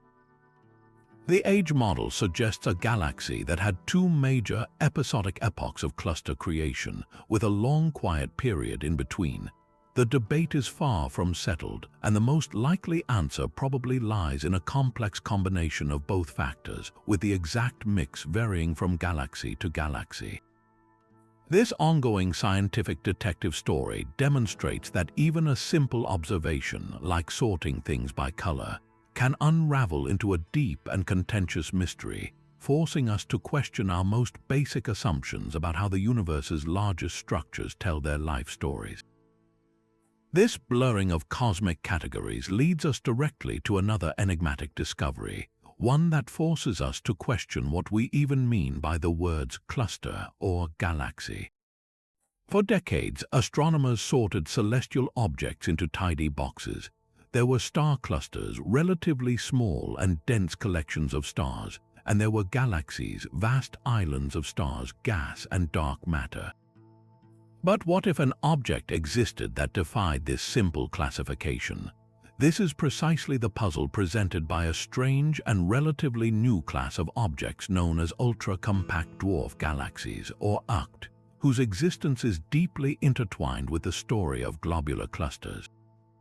The tale of their discovery begins not with a eureka, a moment, but with a slow-burning confusion. In the late 1990s, astronomers were conducting large-scale surveys of the Fornax cluster, a rich gathering of galaxies far beyond our own. As they catalogued the countless points of light, they kept finding objects that were odd. They were far brighter and slightly larger than the known globular clusters orbiting the big galaxies, but they were also much smaller and denser than any known dwarf galaxy. They were stellar systems that occupied a strange no-man's land in terms of size and luminosity, and they simply didn't fit into the existing categories. Initially dismissed as either background galaxies or perhaps just the very brightest of globular clusters, further study revealed their true peculiarity. These were a distinct and mysterious population, and they were promptly christened ultra-compact dwarfs. The immediate and most intriguing question was their origin. Where did these cosmic misfits come from? Two compelling and competing theories emerged, and both directly involve the globular clusters we've been discussing. The first theory suggests that UCDs are not dwarfs at all, but rather the absolute most massive end of the globular cluster spectrum. Imagine a globular cluster that formed under exceptionally ideal conditions in the early universe from a cloud of gas that was simply far larger and denser than average. This would birth a cluster of unbelievable star density and total mass, a behemoth that would dwarf familiar clusters like Omega Centauri. In this view, a UCD is just a super-sized globular cluster, pushing the limits of how many stars can be packed into a gravitationally bound system. The second theory is far more dramatic. It proposes that UCDs are the ghastly remains of a galactic massacre. In this scenario, a UCD begins its life not as a cluster, but as a normal dwarf galaxy. As this small galaxy orbits a much larger one, like our Milky Way or the giant galaxies in the Fornax cluster, it begins to suffer an extreme form of gravitational harassment. The immense tidal forces from the larger galaxy act like a cosmic cheese grater, pulling and stretching the dwarf galaxy. the process known as tidal stripping is brutally efficient. The diffuse outer stars of the dwarf galaxy and its vast halo of dark matter are effortlessly stripped away, scattered into the galactic halo. All that remains is the dwarf galaxy's bright, incredibly dense and tough central core, the one part of the system with enough gravitational fortitude to resist being torn apart. This surviving nucleus, now orphaned from its original body, is what we observe as an ultra-compact dwarf. It is a galactic ghost, the stripped-down skeleton of a galaxy that once was. So how do we decide which story is true? The answer, as always, lies in detailed forensic astronomy. Astronomers search for subtle clues that betray a UCD's origin. One of the most telling pieces of evidence is the presence of a central supermassive black hole. If a UCD is the stripped nucleus of a dwarf galaxy, it might still retain the central black hole that its progenitor galaxy possessed. Recent observations have confirmed this for several UCDs, revealing central black holes of staggering size so large that they can make up a significant percentage of the entire UCD's mass. This is a hallmark of a galactic nucleus, not a globular cluster, as no normal globular cluster is known to harbor such a massive central engine. Another clue is found in the stars themselves. Some UCDs have been found to contain multiple, distinct populations of stars, much like the complex chemical fingerprints we see in classic globular clusters. This suggests a rich and extended star formation history, which is more indicative of a galaxy than a single birth cluster. Furthermore, the very spatial distribution of UCDs provides a hint. They are often found swarming around the most massive galaxies in a cluster, exactly where you would expect to find the shredded remains of ancient satellite galaxies that ventured too close. The evidence is mounting that while some of the smallest UCDs might indeed be supermassive globular clusters, the largest and most massive ones are almost certainly the ravaged hearts of devoured galaxies.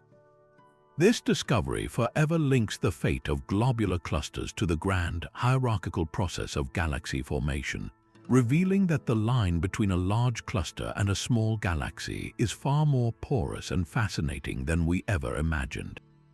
But the relentless gravitational interactions within these clusters don't just eject stars or forge bizarre objects. They can also drive the entire system toward one of the most extreme physical states imaginable. We are talking about a phenomenon known as core collapse, a runaway process where the very heart of a cluster contracts inward on itself, reaching densities so fantastically high they defy comprehension. While the term collapse might evoke images of catastrophic destruction, this is actually a natural, predicted phase in the life of a dense star cluster, and the clusters that undergo it become the most fascinating dynamical laboratories in the universe.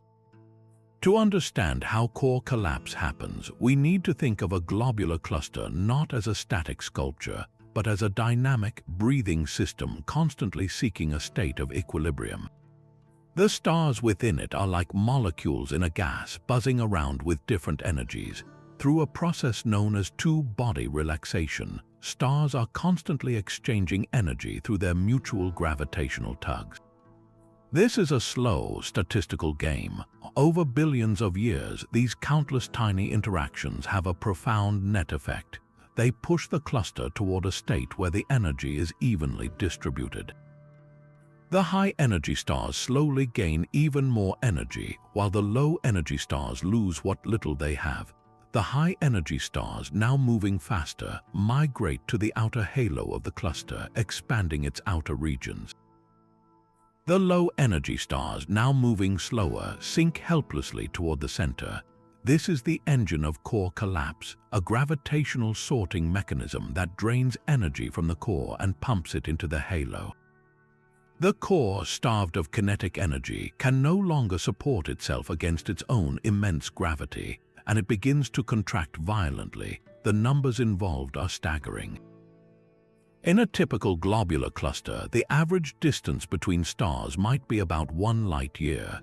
In a core-collapsed cluster, that distance can shrink to a mere fraction of a light year, in some cases down to just a few thousand astronomical units. At these densities, the night sky from a hypothetical planet near the core would be an unimaginable spectacle, not of pinpricks of light, but of a continuous, brilliant glare from countless suns separated by distances comparable to those between our Sun and the Kuiper belt.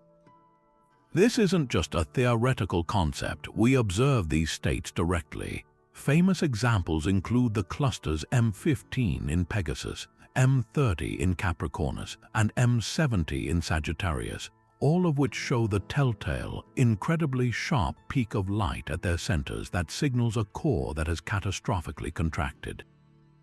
This extreme environment becomes a crucible for the most exotic stellar interactions.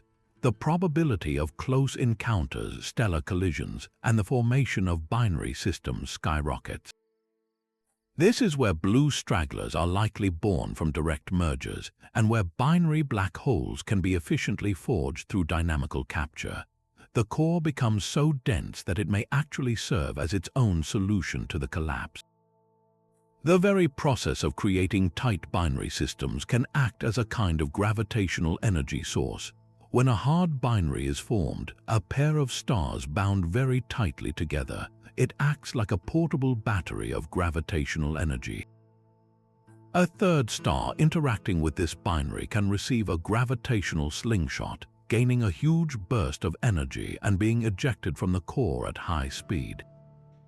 This ejection effectively pumps energy back into the core, halting the collapse and potentially even causing the core to rebound and expand slightly.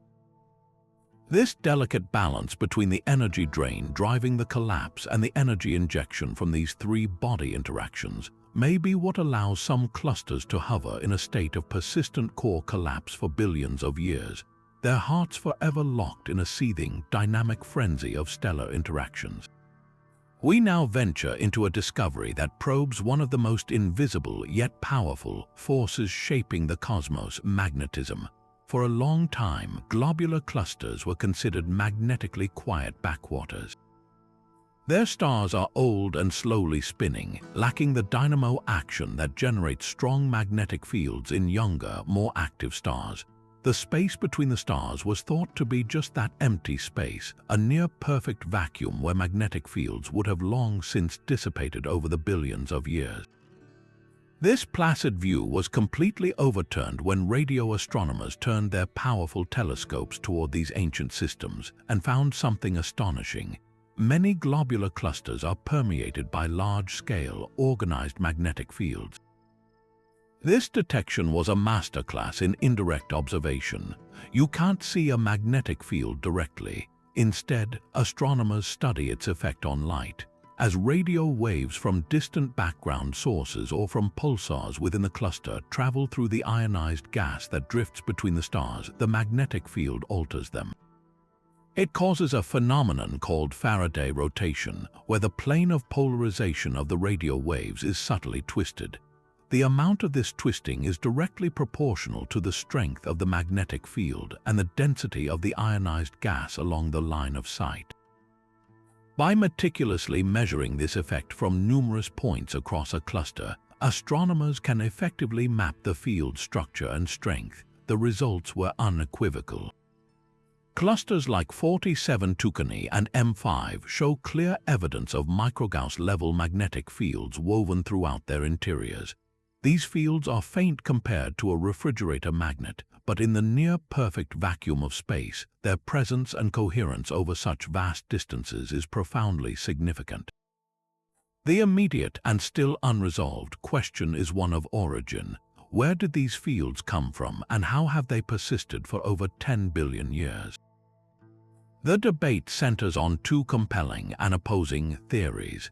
The first suggests these fields are truly primordial, ancient relics frozen into the cluster from the moment of its birth. In this scenario, the magnetic field was already present in the gigantic cloud of primordial gas that collapsed to form the cluster billions of years ago. As the cloud contracted, the magnetic field lines would have been pulled inward and amplified, like a loose bundle of strings being drawn taut. This frozen-in field would then have been trapped within the cluster's interior for its entire existence. If this is true, these magnetic fields are living fossils, offering us a direct sample of the magnetic properties of the universe mere moments after the first stars began to form. They would be a window into conditions we can access nowhere else. The second theory argues that the fields are not primordial at all, but are instead self-generated and self-sustained through ongoing dynamo action. This idea is just as fascinating. While the space between stars is a vacuum, it is not entirely empty. It contains a tenuous, hot plasma of ionized gas, and this plasma is in constant, if slow, motion, stirred by the orbits of stars and the gravitational interactions within the cluster. According to dynamo theory, this motion can act like a gigantic engine. The convective motion of the conductive plasma, combined with the overall rotation of the cluster itself, could generate and sustain a magnetic field, much like the churning of molten iron in Earth's core generates our planet's magnetic field. In this view, the field is not a static relic but a dynamic, living entity, constantly being regenerated by the slow, grand motions of the cluster itself. Distinguishing between these two origins is incredibly difficult, but the answer holds immense importance. A primordial field would provide a unique constraint on models of the early universe and galaxy formation.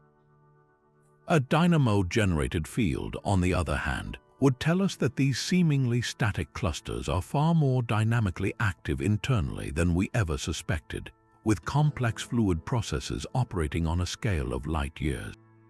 The truth may lie in a hybrid of the two. Perhaps a weak seed field from the cluster's birth was captured and then dramatically amplified and organized over eons by a large-scale dynamo.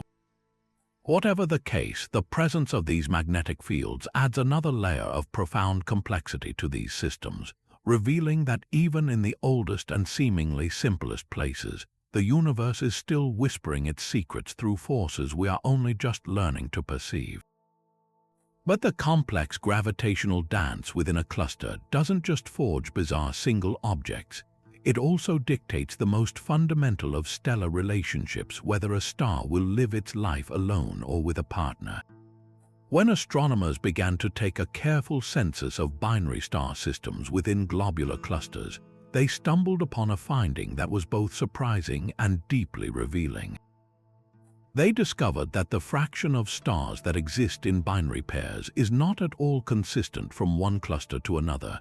In fact, it varies wildly.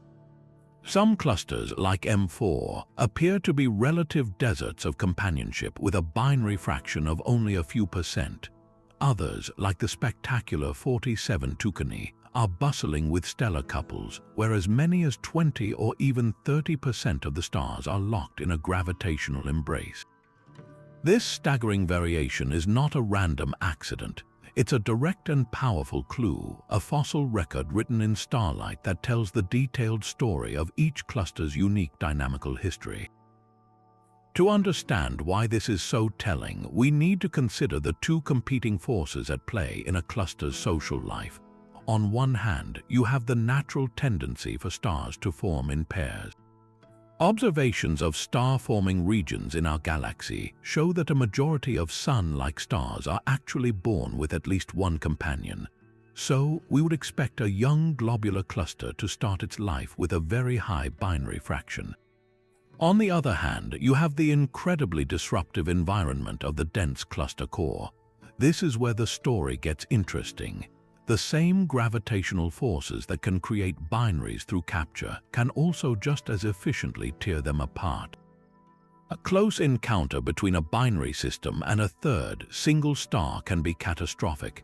Through a complex gravitational slingshot maneuver, the interaction can transfer so much energy that the binary is broken apart, with one star being ejected at high speed while the other two form a new, tighter pair, or all three go their separate ways. It's a form of cosmic partner swapping that happens on a grand scale. This means the present-day binary fraction of a cluster is essentially a scorecard, a balance between its initial conditions and the cumulative number of violent encounters it has endured over its 13-billion-year life. A cluster with a very low binary fraction, therefore, is not one that was born lonely. It is almost certainly a cluster that has lived a life of intense gravitational drama. It has a dense core that has hosted countless stellar interactions, a chaotic environment that has systematically broken apart the wide, loosely bound binaries that were likely its founding members. Its low binary count is a signature of a highly evolved dynamical state, a system that has been thoroughly processed by its own internal forces. The surviving binaries in such a cluster are the toughest of the tough, extremely tight pairs with short orbital periods, whose gravitational bond is so strong that they can withstand the constant gravitational harassment from their neighbors. Conversely, a cluster that is rich in binaries tells a different story. It suggests an environment that has been less violently stirred. This could be because the cluster has a lower overall stellar density, meaning stars simply don't cross paths as often. Or it could indicate that the cluster has managed to retain a large population of binaries in its outer, quieter halo, where the stellar traffic is light and disruptive encounters are rare. The high binary fraction in a cluster like 47 Tucanae, despite its dense core, is particularly fascinating. It suggests that its binary systems might be concentrated in its outer regions, or that its dynamical history has been somehow less destructive than other clusters of similar density. By carefully mapping not just how many binaries a cluster has, but where they are located and how tight their orbits are, astronomers can create a detailed timeline of its internal evolution. The binary fraction becomes a powerful diagnostic tool, allowing us to peer back in time and understand the social turbulence that has shaped these ancient stellar cities from within. Just when we think we have a handle on the demographics of these stellar cities, another curveball emerges, this time from the most fundamental census of all, a simple tally of a star's brightness.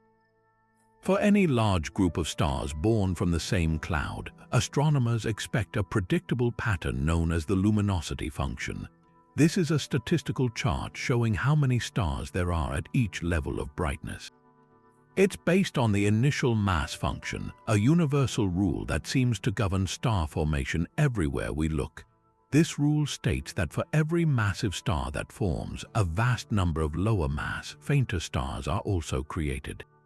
It's a cosmic law of averages, and in most environments, from isolated nebulae to entire galaxies, this pattern holds true. But when astronomers began conducting precise star-by-star censuses of certain globular clusters, they found that this fundamental rule had been broken.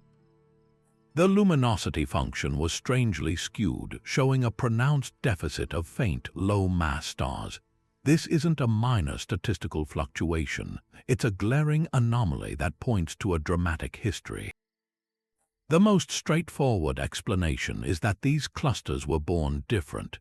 Perhaps the conditions in the early universe within these incredibly dense primordial gas clouds favored the formation of more massive stars. The physics of star formation under such extreme pressure and density is not fully understood, and it's possible the process was biased, creating a top-heavy initial mass function with a higher proportion of heavyweight stars from the very beginning. This would leave a lasting imprint, a luminosity function that remains unusual even after billions of years, as the massive stars have long since died and today's population is dominated by their lower mass siblings. It would mean that the very first clusters didn't play by the same rules as the rest of the universe. However, the plot thickens considerably when we consider the powerful role of dynamics. A cluster's present-day luminosity function is not just a fossil of its birth. It's a living document that has been edited and revised by billions of years of gravitational encounters. Low-mass stars are the most vulnerable members of the cluster society. Their tenuous gravitational grip makes them easy targets for ejection. During a close encounter with a more massive star or a binary system, the lower mass star is like a ping-pong ball next to a bowling ball. It's the one that gets flung away with a tremendous gravitational slingshot. This process, acting over the full lifetime of a cluster, can systematically strip away its population of faint, diminutive stars, slowly draining them from the cluster and leaving behind a disproportionately wealthy population of brighter, heftier stars. The luminosity function becomes distorted not because of how the stars were born, but because of how they were bullied and evicted over time. The most compelling evidence often comes from comparing clusters with different lifestyles. Tightly bound, core-collapsed clusters, which have experienced the most intense gravitational interactions, often show the most severely depleted populations of low-mass stars. Their luminosity functions are starkly skewed. In contrast, more relaxed, less dense clusters often have luminosity functions that look much more normal, adhering closer to the universal standard. This strong correlation points the finger squarely at dynamics as a primary sculptor.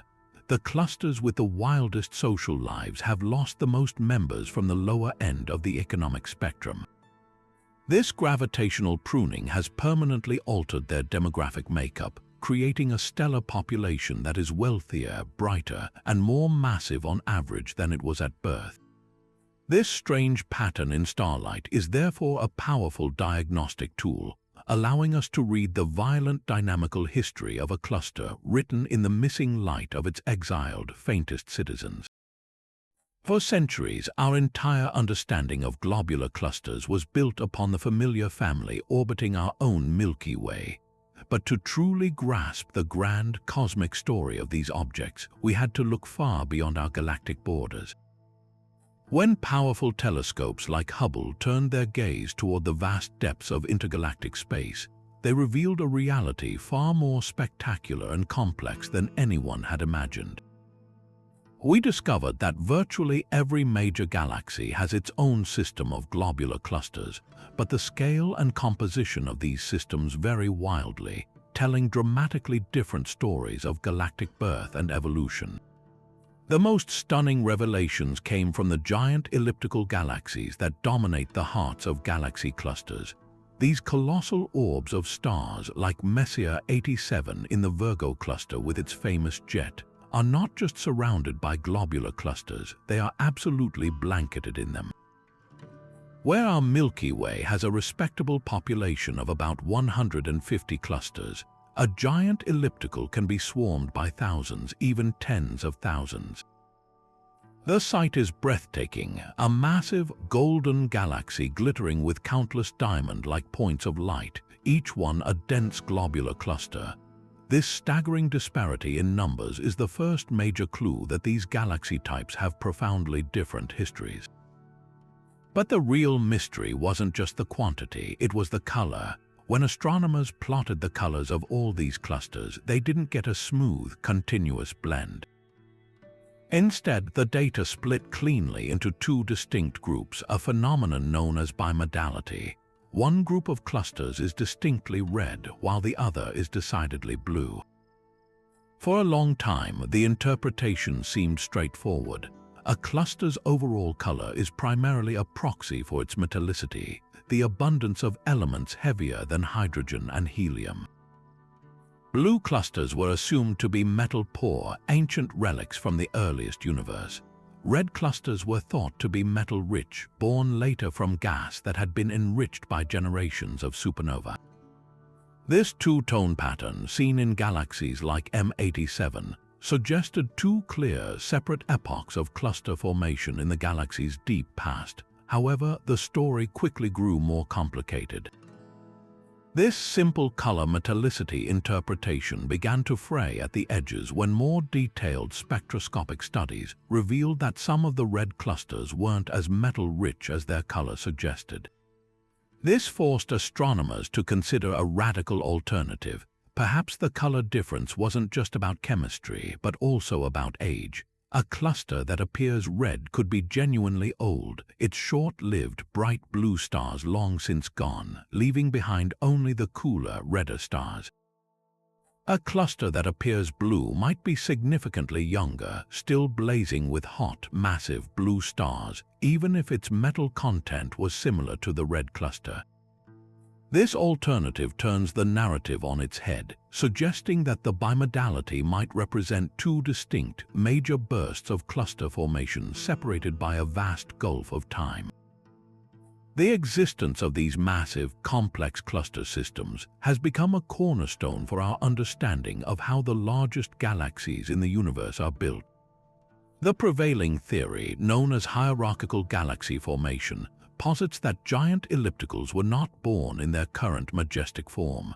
Instead, they grew to their immense size over billions of years by cannibalizing smaller satellite galaxies. This violent process of galactic accretion provides an elegant explanation for the two populations of clusters. The blue metal pore clusters are the original, ancient population that formed with the galaxy itself, its foundational core. The red, metal-rich clusters, on the other hand, are the spoils of war. They were stripped away from smaller, gas-rich galaxies as they were devoured and digested by the growing giant. Each red cluster is a surviving trophy from a past galactic merger, its unique chemical fingerprint a permanent record of its origin in a different system. This means the globular cluster system orbiting a giant elliptical galaxy is not a single, coherent family. It is a chaotic graveyard of galactic victims, a vast celestial museum where each cluster is an artifact from a long-dead galaxy. By studying the motions, colors, and compositions of these thousands of clusters, astronomers can perform a kind of galactic archaeology, reconstructing the violent merger history of the host galaxy. The clusters act as immutable tracers, allowing us to peer back in time and witness the colossal collisions and acquisitions that assembled the universe's most massive galaxies. Their silent, glittering light tells a story of creation through destruction, of a universe where the largest structures are built from the ruins of countless smaller ones. And just as we're deciphering the strange sodium-oxygen anti-correlations, another, more subtle chemical signature has emerged from the starlight one that adds yet another layer of depth to the pollution story written across these ancient clusters. This discovery centers on the element nitrogen. In the grand scheme of cosmic elements, nitrogen is often overlooked, a middle child between the more famous carbon and oxygen. But within the confines of a globular cluster, it has become a star witness, revealing a specific and puzzling chapter in the story of how these stellar cities were polluted. When astronomers began conducting detailed spectroscopic studies of the second-generation stars in clusters, they expected to see the now familiar patterns: high sodium and aluminum, low oxygen and magnesium. But they also found something they hadn't been specifically looking for: a significant and consistent enhancement of nitrogen. In many of these stars, the nitrogen abundance was orders of magnitude higher than anything seen in otherwise similar stars outside of clusters. This wasn't a minor fluctuation, it was a systematic anomaly, and it presented a new head-scratcher because the nucleosynthetic pathway to creating vast amounts of nitrogen is different from the processes that create sodium or aluminum. It pointed to a different kind of polluter, or perhaps a different stage in the life of a known polluter. To understand why this is so telling, we need to dive into the heart of a star. Nitrogen is what astrophysicists call a secondary element. It isn't primarily forged in the hellish inferno of a supernova explosion like many heavier elements. Instead, it's created through a slower, more gentle process known as the CNO cycle. This is a chain of nuclear fusion reactions that uses carbon, nitrogen, and oxygen as catalysts to fuse hydrogen into helium. The cycle doesn't create these elements from scratch, it transforms them. Crucially, the cycle has a bottleneck. One of the steps where nitrogen is created is relatively slow. This means that as the cycle operates, nitrogen tends to build up. In the hydrogen-burning shells of evolved, intermediate mass stars, specifically those on the asymptotic giant branch, or a G, be this process can efficiently convert most of the available carbon and oxygen into nitrogen. The star then expels this nitrogen-rich material through strong stellar winds, seeding the surrounding environment. This makes a G-B stars the prime suspects for the nitrogen enrichment we see. Imagine a first-generation G-B star as a giant chemical processing plant. It takes in the pristine, primordial gas of the cluster, rich in carbon and oxygen, and through its internal fusion processes, it outputs a waste product that is heavily enriched in nitrogen. This material then becomes part of the raw material for the second generation of stars. When those new stars form, they lock in that high nitrogen abundance from birth, carrying the chemical fingerprint of the star that polluted their nursery.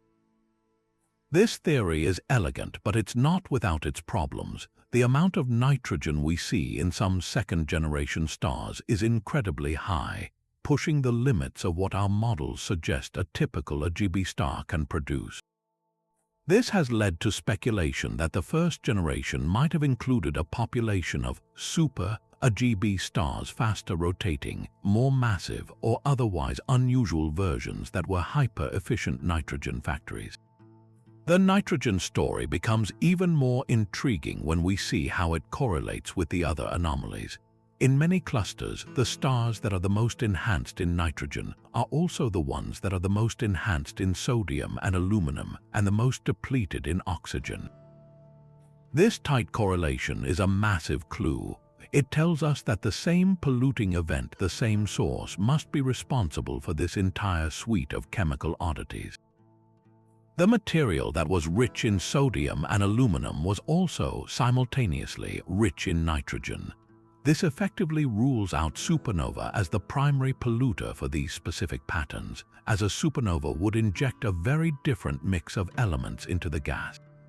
Instead, it strongly points to a source like the winds from G-B stars, which can produce this exact combination of enhanced nitrogen, sodium, and aluminum alongside depleted oxygen. This nitrogen signature does more than just point a finger at a culprit. It helps to solve a practical problem of cluster pollution. Nitrogen, unlike many other elements, is very efficient at cooling gas. In the early cluster environment, for a second generation of stars to form, the polluted gas needs to be able to cool down rapidly and collapse under its own gravity. A cloud enriched with nitrogen would do this much more effectively than a cloud of pure primordial gas. So, the nitrogen wasn't just a passive byproduct. It might have played an active, crucial role in facilitating the very formation of the second generation itself.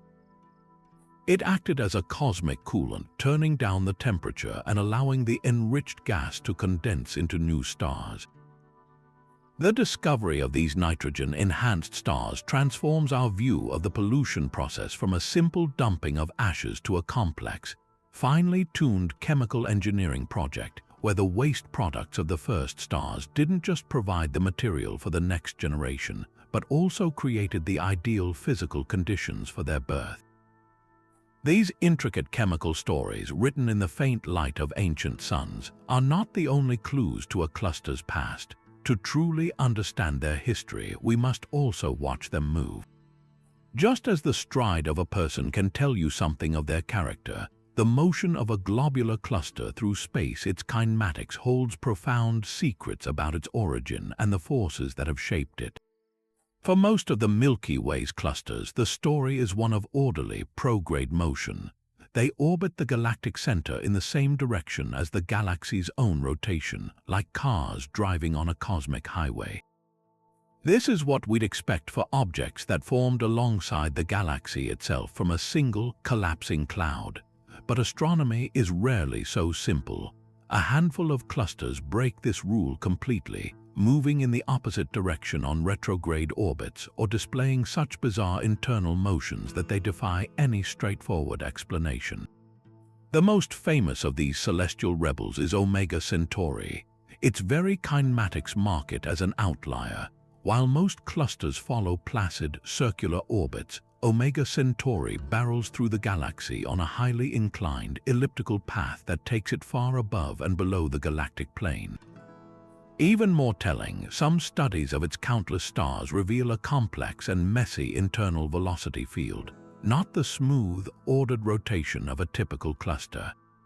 This chaotic dance suggests that what we are seeing is not a simple cluster that formed in place, but the jumbled, leftover core of a dwarf galaxy that was ripped apart by the Milky Way's gravity long ago. Its unusual orbit is the very path it was on during that catastrophic encounter, a frozen record of its capture. Similarly, the cluster M79 shows kinematic signatures that are incredibly difficult to explain if it formed within our galaxy. Its motion and structure point compellingly toward an extragalactic origin, likely as a former member of the Canis Major Dwarf Galaxy, a satellite system our Milky Way is currently in the process of devouring. The evidence for these exotic origins extends beyond just a few famous examples. Detailed surveys have mapped the orbits of many clusters, revealing a surprising number with high orbital energy or large angles of inclination. These are the kinematic fingerprints of accretion. They are objects that did not form in a calm, orderly disk but were captured from outside, their chaotic paths preserved like scars from a violent past. When we look at the entire family of globular clusters orbiting our galaxy, we are not looking at a single, coherent family. We are looking at a stellar zoo, a collection of objects with dramatically different life stories. Some are true natives born from the Milky Way's primordial gas. Others are immigrants adopted into the galactic family through acts of cosmic cannibalism. This kinematic detective work goes beyond just a cluster's path around the galaxy. It also delves into the subtle motions of stars within the cluster itself. By measuring the tiny velocities of thousands of individual stars, a technique known as proper motion studies, astronomers can map a cluster's internal velocity dispersion. This tells us how the stars are moving relative to each other and, by extension, how much mass, both visible and dark, is holding the cluster together. In some clusters, the velocity dispersion paints a perfectly normal picture, with star speeds matching the gravitational pull of all the stars we can see. But in others, the results are, once again, deeply strange. The outer stars in some clusters move far faster than they should, their high speed suggesting the presence of an unseen mass holding them in a tighter gravitational grip. This could be the signature of a central intermediate mass black hole, or it could be the lingering gravitational echo of a dark matter halo, a fossil of the cluster's former life as a dwarf galaxy. These unusual kinematic properties transform globular clusters from simple stellar collections into dynamic archives. Their paths through the galaxy are frozen trajectories from ancient collisions, and the frantic dance of their stars encodes the history of their internal violence and their true, often surprising masses. By reading this language of motion, we are able to piece together a far richer and more violent history of our galaxy's growth, one captured object at a time. This strange chemical imbalance is perhaps the most famous of these, often called the sodium-oxygen anti-correlation, but it's far from the only one. A similar and equally baffling pattern is seen with magnesium and aluminum. In second-generation stars where aluminum is high, magnesium is low. This creates a bizarre, upside-down version of the periodic table operating within these clusters. The elements aren't just randomly enhanced, they exist in a strict, locked relationship with their counterparts. Where one is abundant, the other is scarce. It's as if the very ingredients for making stars were run through a cosmic filter that selectively removed some elements and amplified others in a specific, predetermined recipe. The existence of these tight anti-correlations is a monumental clue. It tells us that the pollution process wasn't a messy, uncontrolled dumping of supernova ash. A supernova explosion is a chaotic event that spews out a wide, unsorted mix of elements. If supernova were the primary polluters, we would see a general enhancement of all heavy elements in the second generation. Instead, we see this very specific, finely tuned chemical signature. This points to a much more controlled and specific source, a type of star that can process material in its interior in a very precise way, at very specific temperatures, and then expel that processed material through a relatively gentle wind rather than a catastrophic explosion. The prime suspect for this kind of precise chemical engineering is a star in a late evolved stage of its life known as the asymptotic giant branch, or a GB phase. An GB star is like a giant cosmic chemical refinery. Deep in its interior, in a shell surrounding its core, temperatures can reach the sweet spot needed for proton capture reactions. Here, the nuclei of atoms can absorb extra protons, effectively transforming one element into another. In these specific reactions, oxygen can be transformed into nitrogen and sodium, while magnesium can be transformed into aluminum.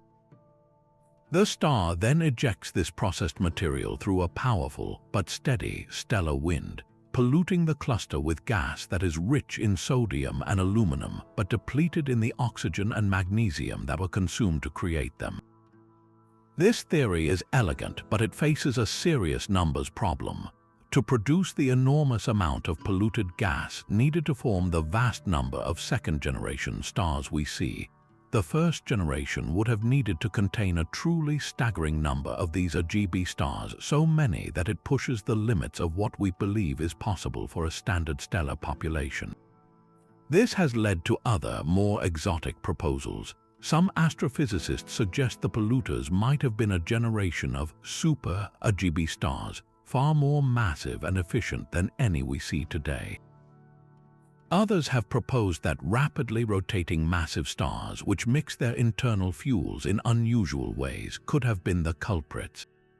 There's even the fascinating idea that the first generation might have included stars so massive, hundreds of times the mass of our Sun, that they burned their fuel at tremendous temperatures, creating these specific anti-correlations before collapsing directly into black holes without a supernova. Ultimately, these light element anti-correlations are more than just a chemical curiosity. They are a direct message from the earliest days of these clusters, a frozen record of the nuclear processes that occurred in the first stars to die.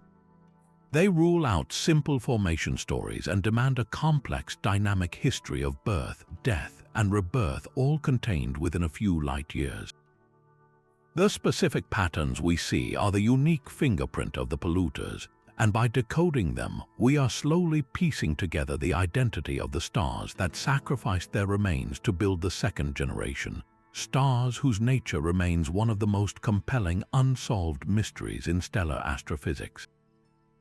But if the precise motions of stars and the subtle chemical fingerprints within clusters tell one part of their story, the very light we use to see them has its own tale of cosmic interference to share, revealing hidden structures that lie between us and these distant cities of stars.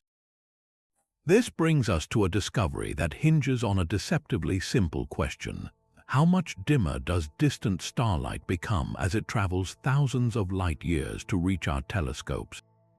Astronomers call this effect interstellar extinction, the gradual dimming and reddening of starlight caused by tiny grains of dust floating in the vast spaces between stars. For a long time, it was assumed that this dimming effect would be roughly uniform for stars within the same globular cluster. Since they all lie at approximately the same immense distance from us, the reasoning went, their light should travel through the same intervening dust and be dimmed by the same amount. This assumption was a critical pillar of the cosmic distance ladder, allowing astronomers to use globular clusters as standard markers to measure the scale of the galaxy and beyond. This tidy picture was completely shattered when astronomers began making ultra-precise measurements of individual stars within the same cluster. To their astonishment, they found that stars that were otherwise identical in temperature and size showed significant differences in their apparent brightness. This wasn't a small statistical scatter, it was a clear and consistent pattern. In some clusters, the stars on one side appeared systematically dimmer than the stars on the other side. The only possible explanation was that the intervening dust was not a uniform screen. Instead, the dust between us and the cluster was patchy, clumpy, and structured. The light from some stars was passing through a thicker veil of dust, while the light from other stars in the same cluster was taking a clearer path. This phenomenon is known as variable extinction, and its discovery forced a complete revision of how we model the dusty anatomy of our own galaxy. The implications of this finding are profound for cosmic cartography. If the dust extinction toward a single cluster can vary significantly, it means that our maps of the Milky Way's dust distribution, which were based on smoother, large-scale averages, are missing an enormous amount of fine detail. We now understand that the interstellar medium is not a homogeneous fog, but a complex and dynamic environment filled with dense clouds, wispy filaments, and clear bubbles, all sculpted by stellar winds and supernova explosions. A globular cluster sitting far in the galactic halo acts like a distant lighthouse. Its countless stars serve as a grid of thousands of individual background lamps. By measuring the precise dimming of each lamp, astronomers can perform a kind of cosmic tomography, mapping the intricate structure of every dust cloud that lies along our line of sight. This turns each cluster into a powerful tool for probing the otherwise invisible architecture of the galaxy's spiral arms and interstellar cavities. This discovery also serves as a critical cautionary tale for modern cosmology. The quest to measure the expansion rate of the universe, the Hubble constant, relies on establishing precise distances to incredibly faraway objects, often using supernova as standard candles. These measurements require an extremely accurate correction for dust extinction, both within the host galaxy and within our own Milky Way. The finding of variable extinction on relatively small angular scales means that even tiny, localized pockets of dust could be introducing subtle errors into these monumental distance calculations. A supernova that appears slightly dimmer than expected might not be farther away.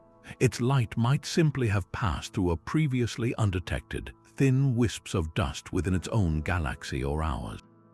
This forces astronomers to develop ever more sophisticated and granular models of dust distribution, transforming a once simple correction factor into a complex three-dimensional mapping problem. The strange and variable dimming of starlight from globular clusters, once seen as a nuisance, is now recognized as an invaluable guide, revealing the hidden, granular texture of the galaxy and reminding us that the space between the stars is filled with a complex and beautiful anatomy we are only just beginning to chart. But perhaps the most fundamental and telling measurement we can make of a globular cluster is also one of the most deceptively simple: how much does it weigh? For astronomers, this isn't a matter of putting a cluster on a cosmic scale. Instead, they use two independent methods to determine a cluster's mass, and the relationship between these two numbers reveals one of the most profound and puzzling anomalies in all of astronomy. This is the mystery of the mass-to-light ratio, a deceptively dry term that hides a deep and unsettling cosmic secret. The first method for weighing a cluster is the most straightforward: add up all the light. By measuring the total brightness of a cluster and knowing the inherent brightness of the different types of stars within it, astronomers can make a very accurate estimate of the total number of stars and their combined mass. This gives us the light part of the ratio. The second method is more dynamic and relies on gravity. By carefully tracking the orbital speeds of stars within the cluster, how fast they are moving as they orbit the cluster's center, astronomers can use the laws of physics to calculate the total mass required to hold those stars in their path. This gives us the mass part of the ratio. In a perfectly transparent system where everything that exerts gravity also shines, these two numbers should match. The mass determined by the motions of the stars should be perfectly accounted for by the mass of all the visible stars. For many globular clusters, this is exactly what we see. The motions of the stars are precisely what you'd expect from the collective gravitational pull of all the luminous suns we can count. Their mass-to-light ratios are just what standard stellar astrophysics predicts. But for a significant number of clusters, the numbers simply don't add up. The stellar motions are too frantic. The stars, especially those in the outer regions, are whipping around far faster than the collective gravity of all the visible stars could possibly dictate. The dynamical mass calculated from their speeds is significantly larger than the mass estimated from the total starlight. There is a gravitational shortfall. Something invisible, something that doesn't shine, is in there, adding its gravity to the mix and holding the cluster together more tightly than it should be. This leaves astronomers with a thrilling puzzle. What is the nature of this unseen mass? The immediate and obvious suspects are the faint stellar remnants we know must be there: white dwarfs, neutron stars, and stellar mass black holes. These objects are the dark ghosts of dead stars, possessing immense mass but emitting little to no light. A population of these dark remnants could certainly account for some of the missing mass. Yet, when astronomers meticulously calculate how many of these remnants a cluster of a given age and size should have produced, the numbers often still fall short. Even after accounting for every plausible dark star corpse, there is often still extra gravity left over, an unexplained gravitational anchor lurking in the darkness. This is where the possibilities become truly fascinating. One compelling explanation is that this missing mass is in fact dark matter. This would be a revolutionary finding, as the standard model of globular cluster formation has long held that these objects should be largely devoid of this mysterious substance. The idea was that the fierce radiation and supernova winds from the first massive stars would have blown away any pristine dark matter that originally inhabited the cluster. The persistence of a high mass-to-light ratio in some clusters suggests this cleansing might not have been entirely effective, or that our formation story is wrong. Perhaps these specific clusters are not true globular clusters at all, but are actually the stripped-down nuclei of dwarf galaxies that were devoured by the Milky Way long ago. Dwarf galaxies are known to be immensely rich in dark matter, and the dense star cluster that is left behind after the galaxy's diffuse outer layers are torn away could still retain a concentrated nugget of that original dark matter halo. The implications of this are staggering. It would mean that the classic division between different classes of celestial objects is far blurrier than we thought. It would also provide astronomers with a unique, nearby laboratory to study the nature of dark matter itself, right in our own galactic backyard. However, the puzzle may have other solutions. The extra mass could be in the form of a large population of rogue planets or brown dwarfs, objects too small to ignite as stars but numerous enough to contribute significant mass. Or it could point to a large central intermediate mass black hole whose immense gravity is subtly influencing the orbits of thousands of stars throughout the cluster. Each explanation paints a dramatically different picture of the cluster's history and composition. The simple, unexplained ratio of mass to light has become one of the most powerful diagnostic tools in astronomy, a single number that forces us to confront the limits of our knowledge and consider the invisible forces that truly shape the cosmos. And just when we thought the Hertzsprung-Russell diagram couldn't possibly offer any more surprises from these ancient systems, astronomers pointed the Hubble Space Telescope at a handful of clusters and saw something that defied all expectations, something that should have been fundamentally, physically impossible. The main sequence, that most reliable of astronomical landmarks, had split in two. For over a century, the main sequence was the one thing every astronomer could count on. It's the diagonal band on the HR diagram where stars, including our own Sun, spend the majority of their lives stably burning hydrogen. For a single-age population of stars, like a globular cluster should be, every star's position on the main sequence is determined by just one thing: its mass. Lower mass stars are cooler and redder, placed at the bottom right. Higher mass stars are hotter and bluer, placed at the top left. All the stars should form a single, beautiful, continuous line. It's Stellar Physics 101. So you can imagine the sheer disbelief when Hubble's incredibly sharp eyes revealed that in clusters like Omega Centauri, NGC 2808 and Messier 4, the main sequence wasn't a single line at all. It was two, or sometimes even three. They were distinct parallel bands of stars, all sitting right where the main sequence should be, but split apart from each other as if drawn by a different cosmic hand. It was an observation so bizarre it initially seemed like an instrumentation error, a ghost in the machine, but the data was clear and repeatable. This wasn't a mistake. It was a revolution. The universe was showing us that the rules we thought were absolute had hidden clauses, and globular clusters were the place to read them. This splitting of the main sequence is a direct and powerful clue, a message written in the fundamental properties of starlight. A star's position on the main sequence is not only about its mass. It is also deeply affected by its internal composition, specifically the amount of helium it contains and, to a lesser extent, its overall metallicity. A star born with a higher fraction of helium in its core is fundamentally different from a star of the same mass with less helium. Helium atoms have more protons and neutrons in their nuclei than hydrogen atoms, making them heavier. This higher mean molecular weight means a helium-rich star can burn its fuel much more efficiently. Its core becomes hotter and denser, causing the entire star to shrink slightly and burn brighter and bluer. So, if you have two stars with exactly the same mass, but one has a higher helium abundance, the helium-rich star will not sit on the standard main sequence. It will be shifted to the left, appearing hotter and bluer than its helium-poor twin. This is the key to unlocking the mystery of the split main sequences. What Hubble was seeing was a direct visualization of the multiple populations we discussed earlier.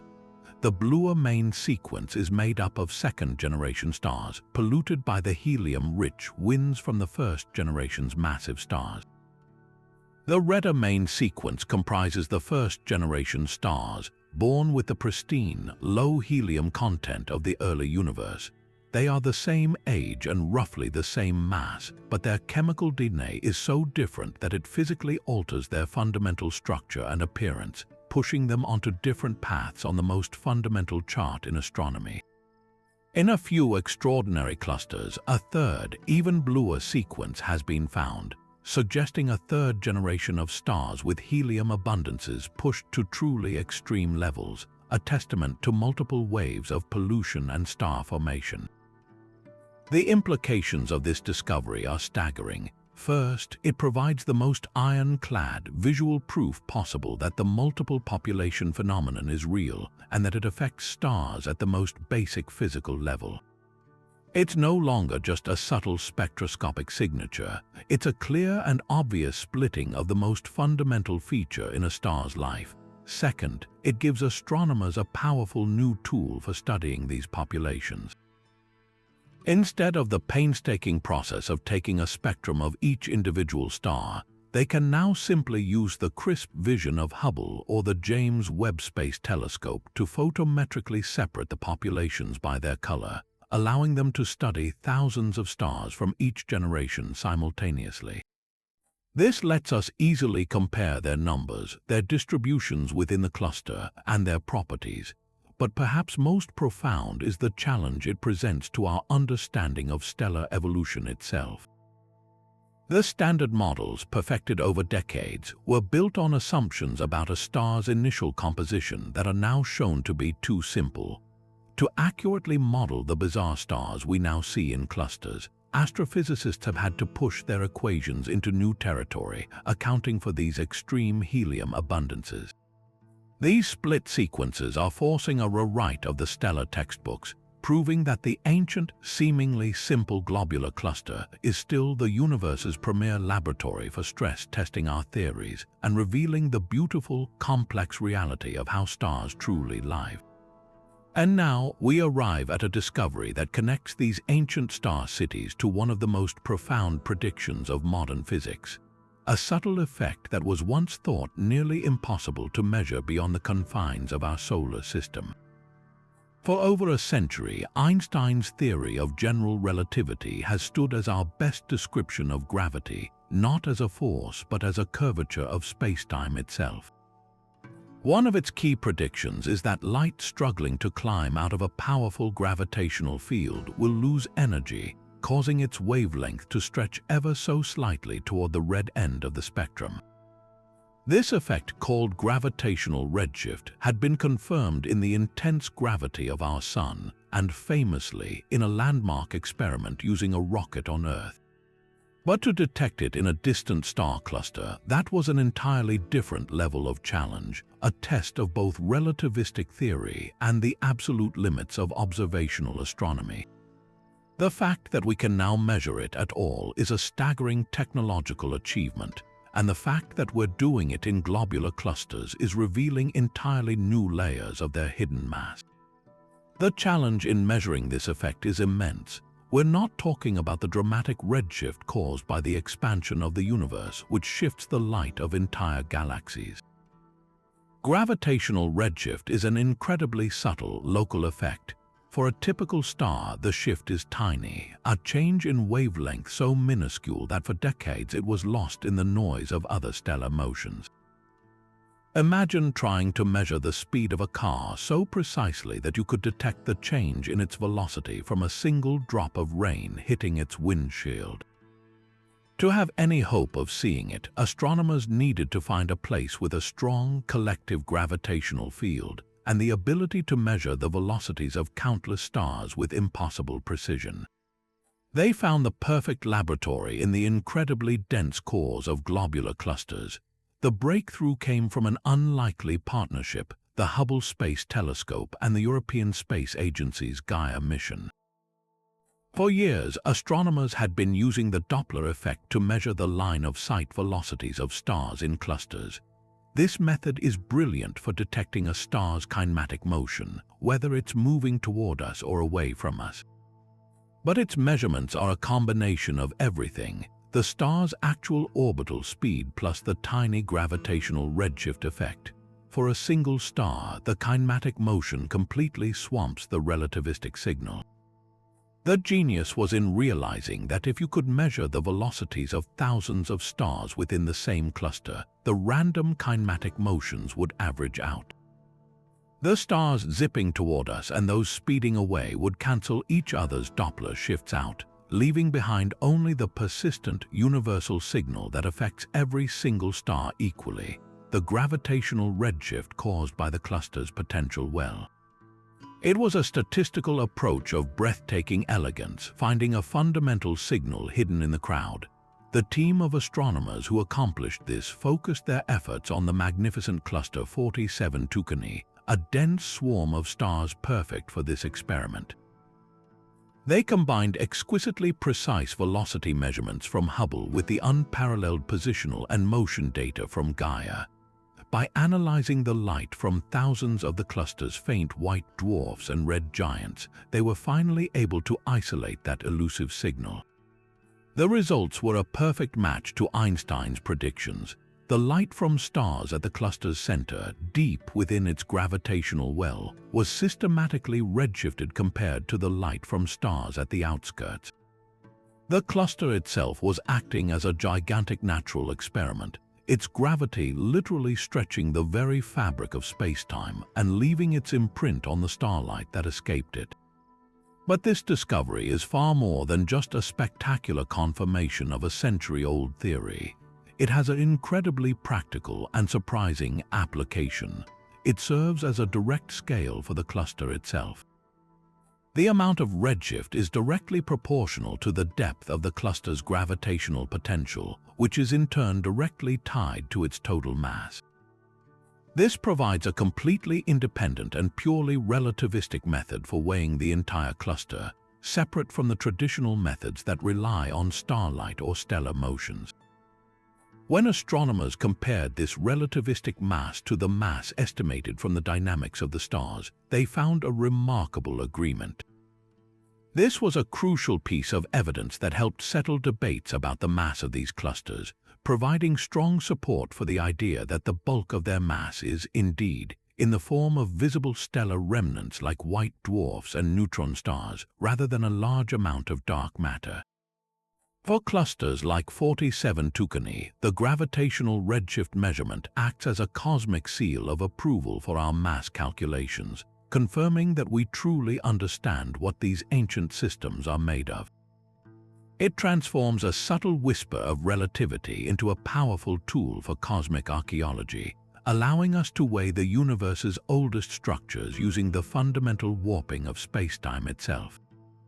From the very beginning, our journey through these 30 discoveries has revealed one undeniable truth. Globular clusters are not the simple, serene retirement homes for stars we once believed them to be. They are cosmic paradoxes, ancient beyond measure yet teeming with youthful anomalies. They are places where stars cheat death as blue stragglers, where black holes play a game of gravitational pinball, and where the very chemistry of starlight defies the standard rules of the periodic table. We've seen how their hearts may pulse with the energy of magnetars producing fast radio bursts, and how their intricate dances seed the universe with gravitational waves from colliding black holes. They challenge our measurement of time itself with stars that appear older than the universe, and they whisper secrets of dark matter through the frantic motions of their suns. They are factories for planetary systems in the most hostile of neighborhoods and archives of galactic cannibalism, their very orbits telling stories of capture and disruption. From their split main sequences and bizarre chemical anti-correlations to their variable extinction and puzzling mass-to-light ratios, every layer we peel back reveals a deeper, more fascinating mystery. These aren't just collections of stars, they are the universe's most rigorous testing grounds, laboratories where the laws of physics are stress-tested under conditions of unimaginable density and age. They force us to refine our theories of stellar evolution, galactic formation, and the very fabric of spacetime, as confirmed by the subtle gravitational redshift measured in their cores. Long after their initial discovery, they continue to deliver shock after shock, proving that in astronomy, the oldest subjects often have the most revolutionary things to teach us. Now we want to hear from you. Which of these 30 strange discoveries bent your mind the most? Was it the reality of multiple generations of stars within a single cluster, the potential existence of intermediate mass black holes holding court at their centers, or the sheer fact that planets can form and survive in such a chaotic environment? Share your favorite cosmic revelation in the comments below. We read every